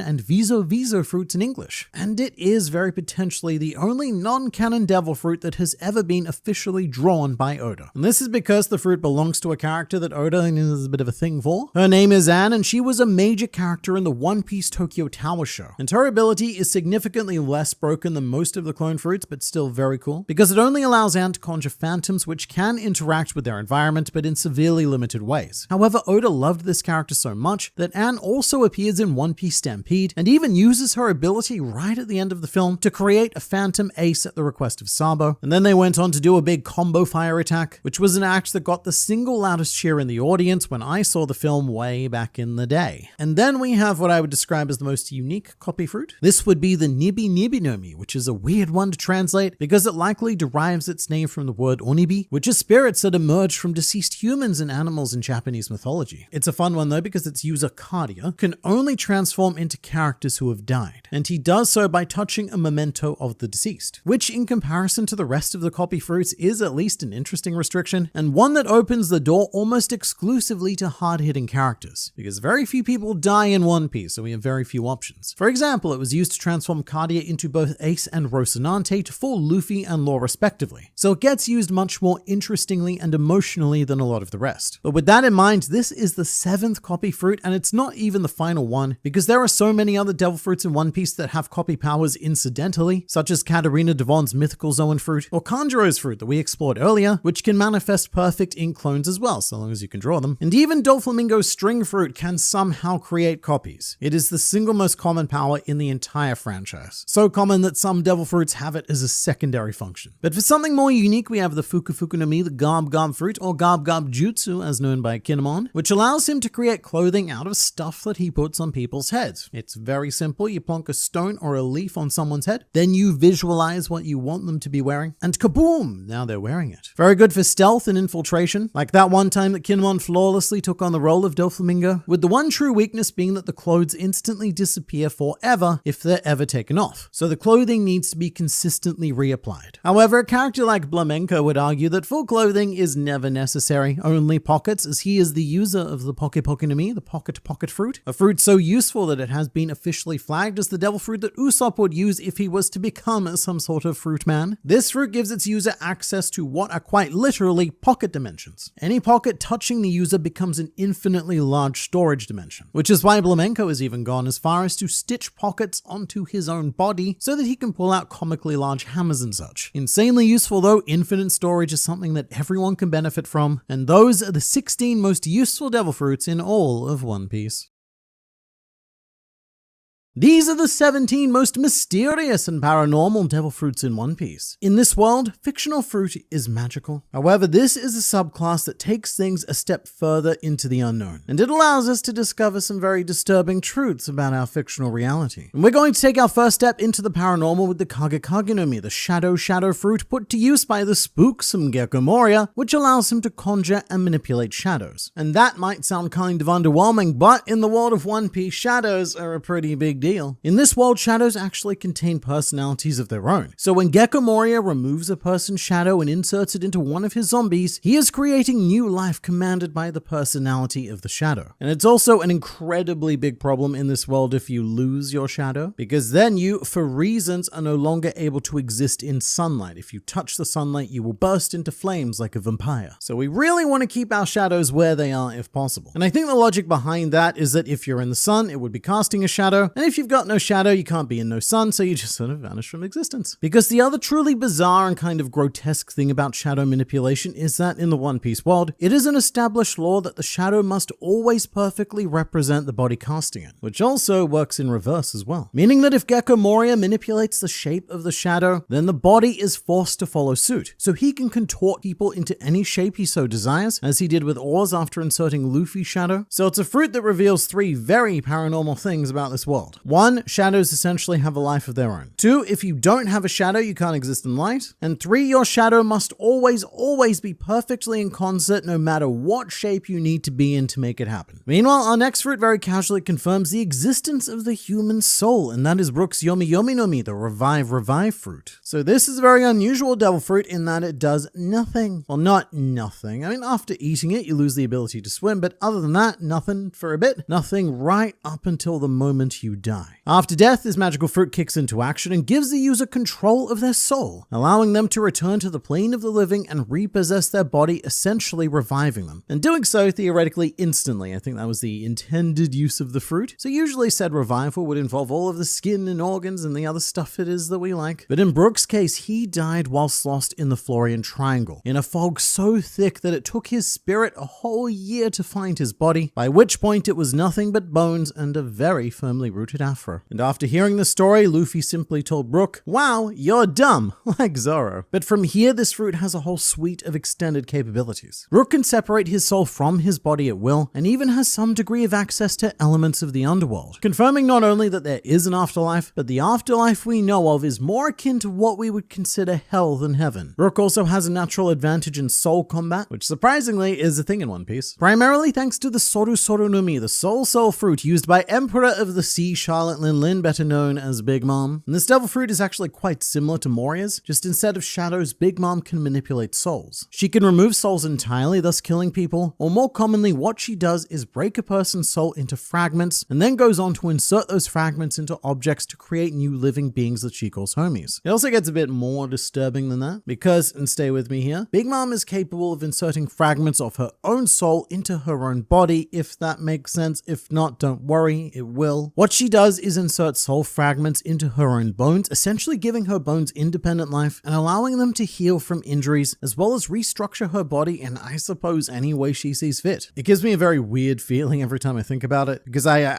just don't want my insides to have their own independent consciousness. This sounds unpleasant. But aside from the standard devil fruit weaknesses, there is only one known counter to this ability, which is to simply not be afraid of the user. If you're not afraid of them, then they cannot manipulate your soul. But that's a lot easier said than done when you've got Charlotte Lin Lin standing in front of you, threatening to gobble you down. It would certainly be much easier if she wasn't there at all, which could have been achieved if she'd eaten the Suke Suke no Mi, the clear fruit, which gives its user the ability to turn invisible at will. This is one of the simplest devil fruits in all of One Piece. There really isn't a lot of depth and nuance to this effect, but it is one of the most powerful in the right hands. The Blackbeard pirates deliberately sought this devil fruit out to feed to Shiryu, which gave him the power to injure Garp the hero, an opponent who would be nigh on untouchable without invisibility. And Shiryu also isn't the only user of this fruit who's existed in the series. It was originally possessed by Absalom, who used it to spy on women in the bathroom. And I mean, actually, he did a bit more than just spy, but we don't need to go there. And it was coveted by Sanji, who wanted to use it to spy on women in the bathroom. But to add to that, it was created by author Eiichiro Oda, who stated that he would use it to spy on women in the bathroom. And you know what? You could also do the same with the non-canon Iro Iro no Mi, the color fruit used by Psycho P, which gives him the ability to camouflage anything by spray painting it and essentially achieving an invisibility-like effect. He also has a very fun secondary power called Copy Paint, where he can give people the appearance of other people, so yet another sort of faux clone fruit to add to the clone pile of fruits. Except that it just doesn't work anywhere near as well, as you can see by these flawless copies of Zoro, Sanji, and Frankie. Very few people will be fooled by these disguises, but Luffy was one of them. But while we're here, we have another fruit to add to the pile of bathroom spying abilities, which is something that can also be achieved by Brook in his soul form actually, or ghosts in general, because ghosts exist as well. Perona's Horo Horo no Mi, the Holo fruit, allows her to conjure and manipulate ghosts known as Hollows, which continue to bend the world of One Piece into rather uncomfortable directions because these Hollows exist in a separate plane of reality. They are completely intangible to mortal beings, however, these Hollows can and will affect you. They can do this in a multitude of ways, but Perona mainly constructs Hollows who fly through their targets and leave them feeling depressed to the point of quitting the great game of life. However, this ability only works on those with high or even moderate levels of self-esteem, as when it was used on Usopp, his negativity actually ended up depressing the Hollows, thus making him their natural counter. The fruit is also very curious because it seems to give Perona the ability to astral project herself into the ghost plane, as well as quite literally float, as if she was a ghost herself in reality. I don't quite know how she does that. She's not astral projecting when she's doing that. It's just her. She floats. Good on her. There's still a lot that remains unexplained about devil fruits in general, and there's also groups of people in this world who don't even know what devil fruits are, such as Raizo, user of the Maki Maki no Mi, the Scroll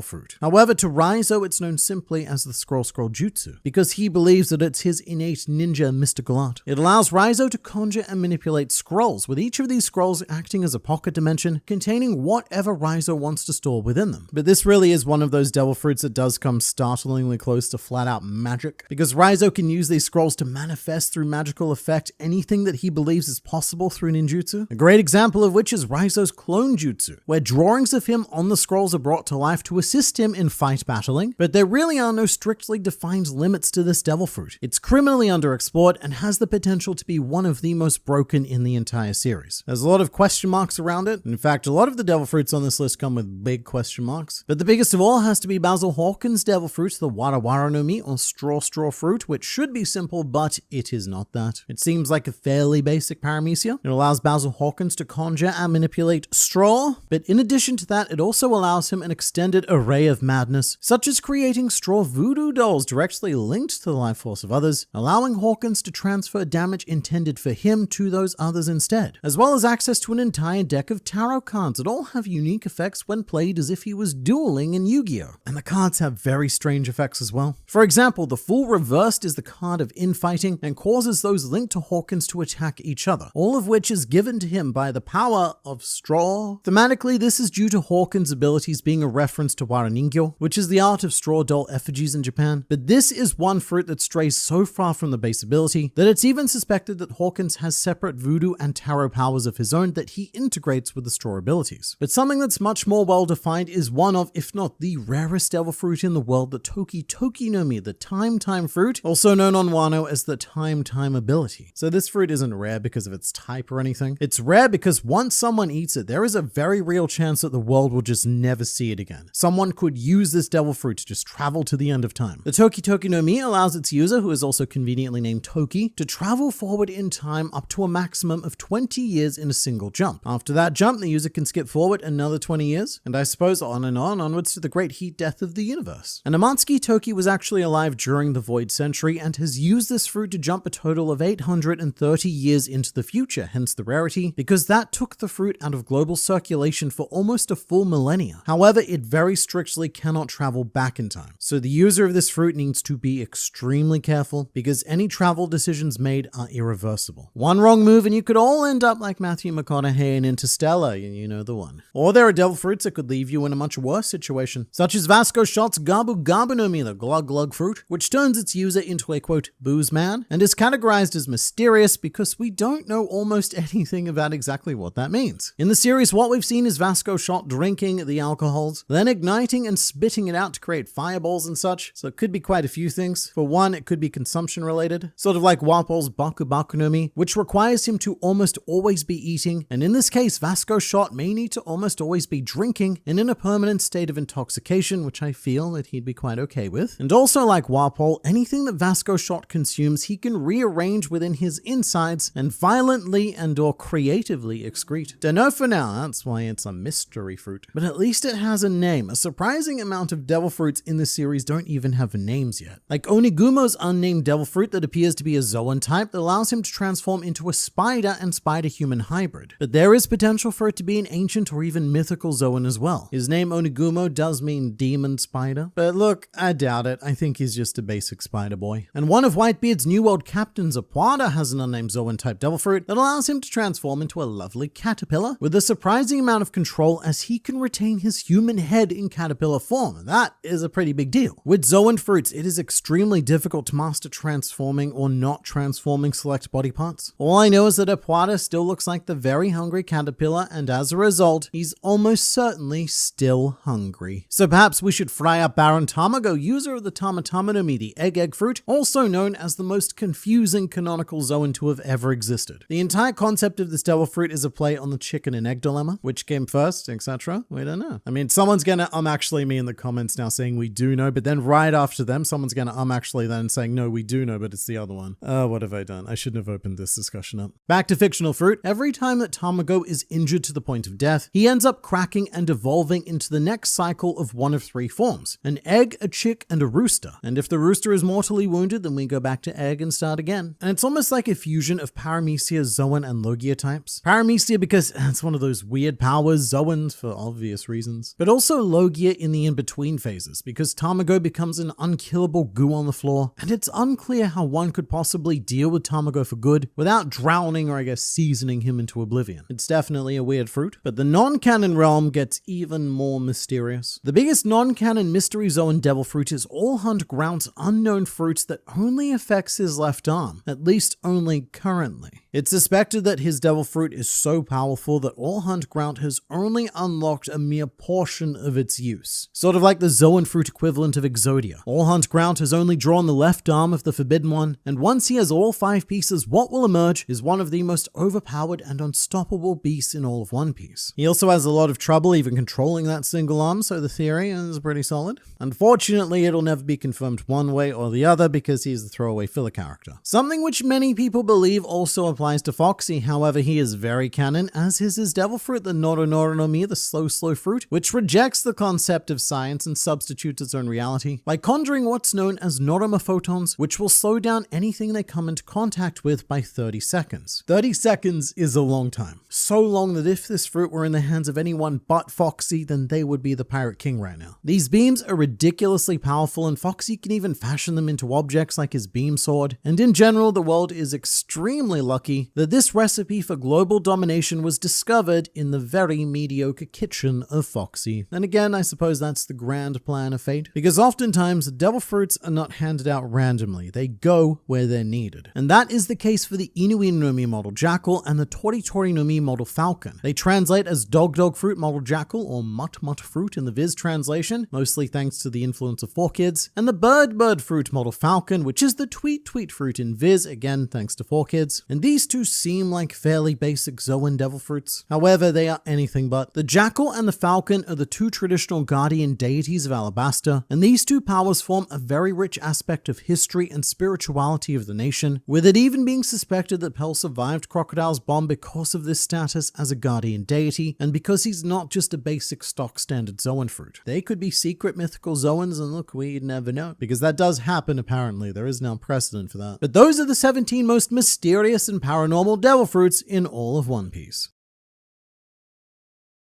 This is all 17 Devil Fruit awakenings in One Piece, along with 2 maybe awakenings, and 1 awakening that I guarantee you didn't know, even if you know this series back to front. Which you should, because from a Western perspective, we read the series back to front. But the world of One Piece is powered by magical fruit. You take a bite, you get a special unique power, but you lose the ability to swim. And for about 10 years, that was the standard. But in extremely rare cases, Devil Fruit users are able to unlock something deeper, because each magical fruit has a hidden ultimate ability known as an awakening. Let's use this Flamingo as an example. His name is Doflamingo, and his Devil Fruit ability allows him to conjure and manipulate strings, which allows him to manipulate and conjure others. Seriously, he can use the strings to manipulate people, and he can also use them to conjure copies of himself. No matter what the anime, string is always overpowered. And then you add the awakening on top of that. This was the very first Paramecia awakening we saw in the series, and it completely redefined Devil Fruit combat going forward. It allowed Doflamingo to turn the environment around him into strings, by which I mean during his fight with Luffy, he turned an entire town into string, giving him the complete battlefield advantage. The only real way not to lose instantly in most cases is to have some sort of flying or floating or otherwise just not ground touching ability, which is why Luffy took to the sky, and had Doflamingo not quite arrogantly followed him, the Dressrosa arc may have had a completely different outcome. You get the idea though. Awakenings aren't just a fun bonus feature. Nah, they're game changers. And Luffy's very next major arc antagonist would follow suit. Charlotte Katakuri possesses the Mochi Mochi no Mi, which is a devil fruit that looks like a butt plug. You're all thinking it, I just said it. Which gives him the ability to generate, manipulate, and become Mochi himself, because he's a very special boy. But with his awakening, Katakuri, much like Doflamingo, could turn the environment around him into Mochi, although the Mochi itself is innately less dangerous than Doflamingo's strings. And in this case, Luffy was actually able to hold his own quite well in all of the awakened scenarios. And you might be starting to think there's a pattern emerging, revolving around awakenings being environmental manipulation, but this is where that pattern stops. As our third awakener is Guild Tesoro, the gold guy who ate the gold fruit from One Piece film Gold. So at first glance, his awakening seems very similar to both Doflamingo and Katakuri, because from all of the stunning golden visuals, it looks like Tesoro is effectively turning his environment into gold. But what he's really doing is much less exciting than that. This fruit does not allow Tesoro to create gold, only manipulate existing gold. And the awakening essentially extends the range of Tesoro's influence over said existing gold, with the caveat that Tesoro must have physically touched the gold at some point in the past. This is important because what the awakening does on a fictional scientific level is institute a gold sensory network. So Tesoro can actually feel all of the gold he's touched. And with that advanced awareness, he's able to manipulate it much more precisely, as well as far more en masse by summoning everything and turning him into a big old golden boy. The second of 2 golden giants we've seen in One Piece. Piece. But this was the first paramecia that showed us a unique awakening, which is fascinating because if you just look at Doflamingo and Katakuri, you'd think that awakenings are solved. They all essentially do the same thing with different powers. But no, and in fact, it only gets a lot more complicated, diverse, and disgustingly more powerful from here. Enter Trafalgar Law. He ate the Ope Ope no Mi, and his standard abilities allow him to create a spherical room. And within that room, he's essentially God and can do whatever the crap he wants, whether that be chop you up, give you bird wings, maybe some bird legs, which is a thing that did happen. Whatever he wants to do, he can do it, but the rooms are static, which was the main drawback of the fruit. So if you don't want Law to do all sorts of weird bird stuff to you, then you just get out of the room. But Law's awakening allows him to create a mobile room, but only around a small area which he usually applies to his sword, basically granting him a super sword which can defy the standard laws of existence and phase through seemingly anything even if Haki is being used. That's important because there was a problem on Onigashima where Law's standard attacks wouldn't work on Big Mom because Haki, it was too strong, too big, too...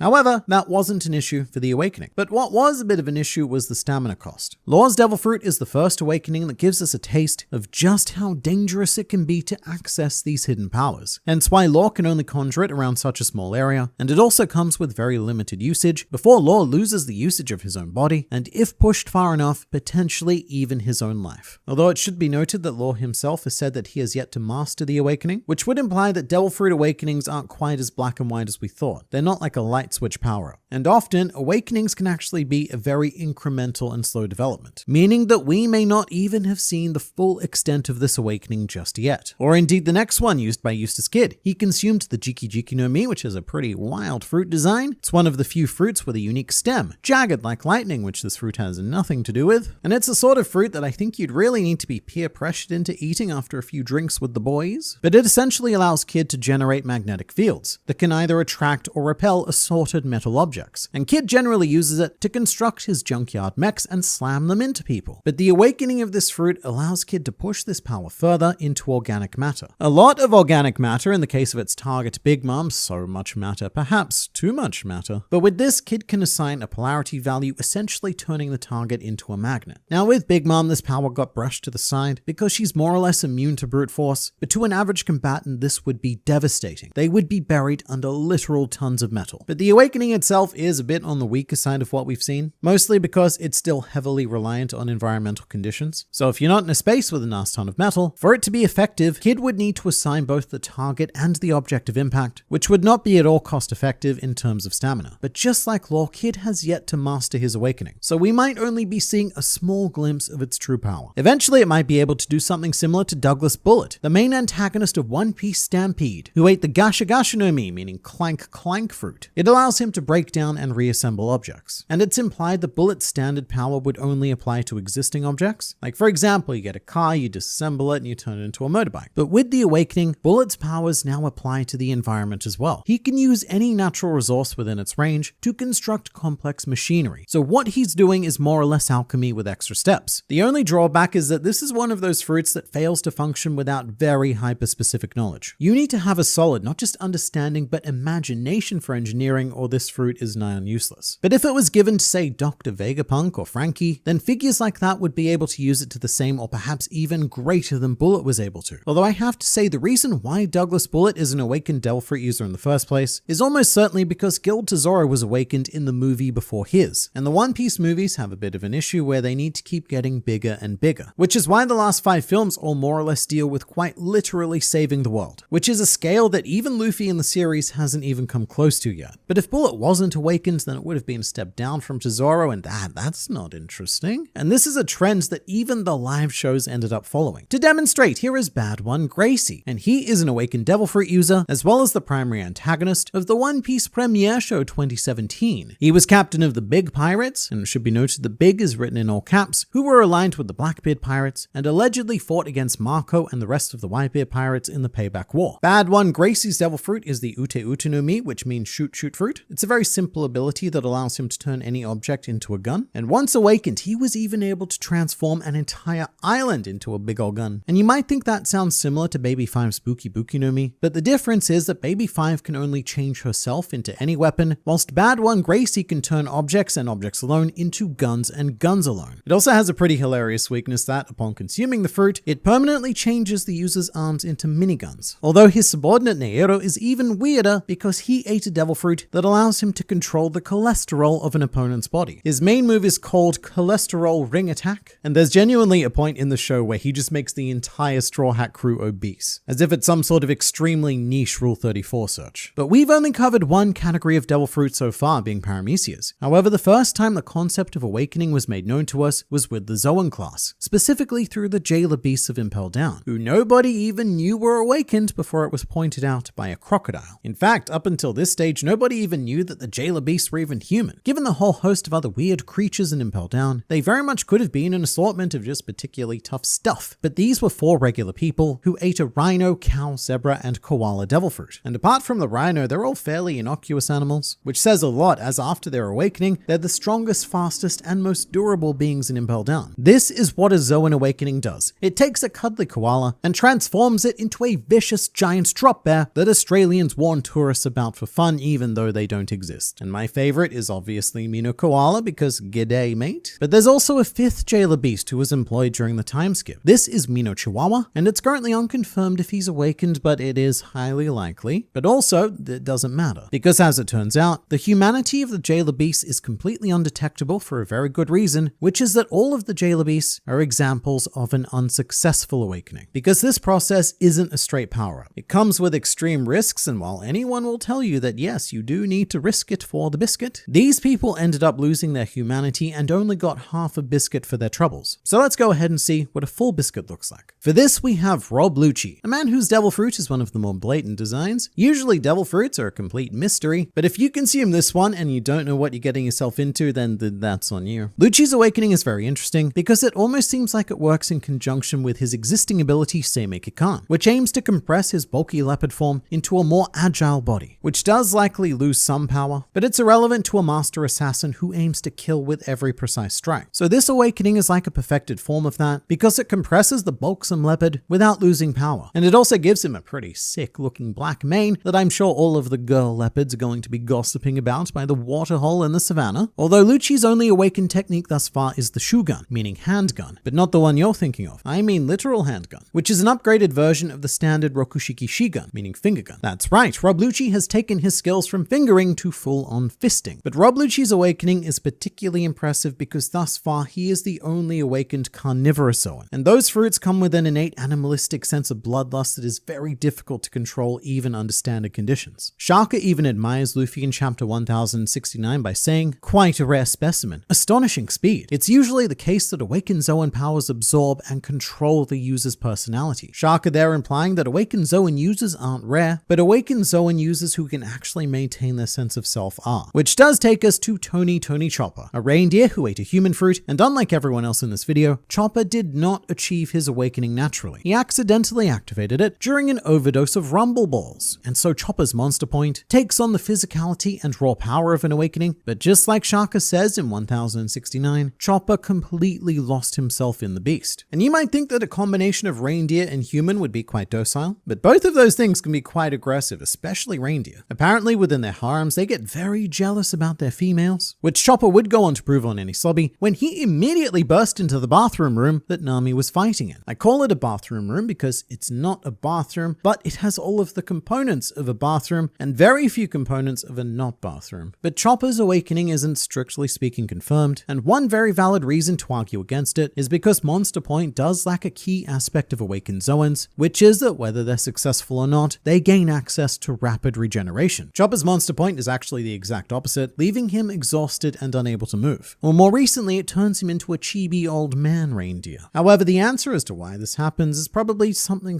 reindeer drugs. That, or it's similar to the effect that awakenings have on Kirin lore. They haven't mastered it yet, so using the abilities come with pretty serious consequences. It's still in a weird space though, because Rob Lucci has now shown us what a true awakening should be, and even though Chopper can control Monster Point, it's still not quite a full awakening. If Lucci would be the real deal, and the Jailer Beasts were halfway there, then Chopper is more like 3/4 of an awakening. And following along we have Kaku, who ate the Ushi Ushi no Mi model giraffe. So Ushi means cow and giraffe means giraffe? You probably think that cows and giraffes are the same animal, but Japanese doesn't care what you think. And Kaku's awakened giraffe form is slimmer, more refined, covered in those trademark dark clouds, and much more importantly, taller, specifically in regards to the neck. And it raises the question of whether or not awakenings are unique to specific users, because Kaku is a trained Rankaku master, which is why he's able to take advantage of that sweet, sweet neck. So I wonder if a different awakened user would put as much value on the neck and perhaps end up with a slightly different form. And the same could be said for any awakening. For example, I doubt that any other Ope Ope user would have created the R-Room because it's a hyper-specific idea that Law took from his mentor Rocinante. So there's the potential that no two awakenings are the same even if they're the same devil fruit. And speaking of, Kaku was not the first person to use the giraffe fruit. In One Piece episode A, Hotgasti Ace encountered the previous user of this fruit in the New World, who was a nameless but well-dressed giraffe with a bow tie. Ace proceeded to defeat him in fight battling, and then the giraffe was, quote, finished off by Blackbeard, which may imply that it was Blackbeard who killed the previous user and ultimately allowed the fruit to reincarnate for Kaku. Kaku's also a bit of a weird secondary character, and he might seem a bit out of place in a video like this, which consists of mostly major protagonists and antagonists. However, Kaku trounces all of them because he currently holds the record for shortest time to awaken a devil fruit after consumption. We saw Kaku eat his devil fruit on Enisobi, so it took him a mere 2 years to achieve the full potential of giraffe. But by far the craziest awakening we've seen thus far is Luffy's mythical Zoan fruit, the Hito Hito no Mi Modonika. This awakening is hard to put into words, because what it does is bend reality according to Luffy's whims. I guess it's not that hard to put into words. I just need to put more effort in. But it has no strictly defined limitations, and while most of its abilities so far have to do with some sort of rubber effect, that's more than likely because Luffy's imagination is so rubber focused. But it could feasibly do anything, as demonstrated when Luffy was able to grab lightning from the sky. And the reason why this is particularly outstanding is because the more powerful the base devil fruit, the harder it is to awaken. Because an awakening is all about pushing beyond the standard limitations, which is much easier to do with, say, a basic giraffe than it would be to do if you were given the powers of a mythical god right out of the box. Which may also explain why we have yet to see a confirmed awakened Logia devil fruit, because it's real hard to push the limits of something when there are so few people capable of challenging the basic power alone. But not only do we have an awakened god, but we probably also have at least one awakened devil. Saint J. Garcia Saturn at the time of this recording is not confirmed to be a devil fruit user, however he does display some trademark features of an awakening, mostly the now standard Zoan draping of clouds over the shoulders. And if this is the case, then there is no doubt in my mind that J. Garcia Saturn, and likely the 4 other 5 Elder Stars, and potentially even Emu, currently possess the most powerful devil fruit awakenings in the series. And if you want to know more about fictional fruit or One Piece in general, then please do subscribe for consistent injections of One Piece culture administered directly into your YouTube feed.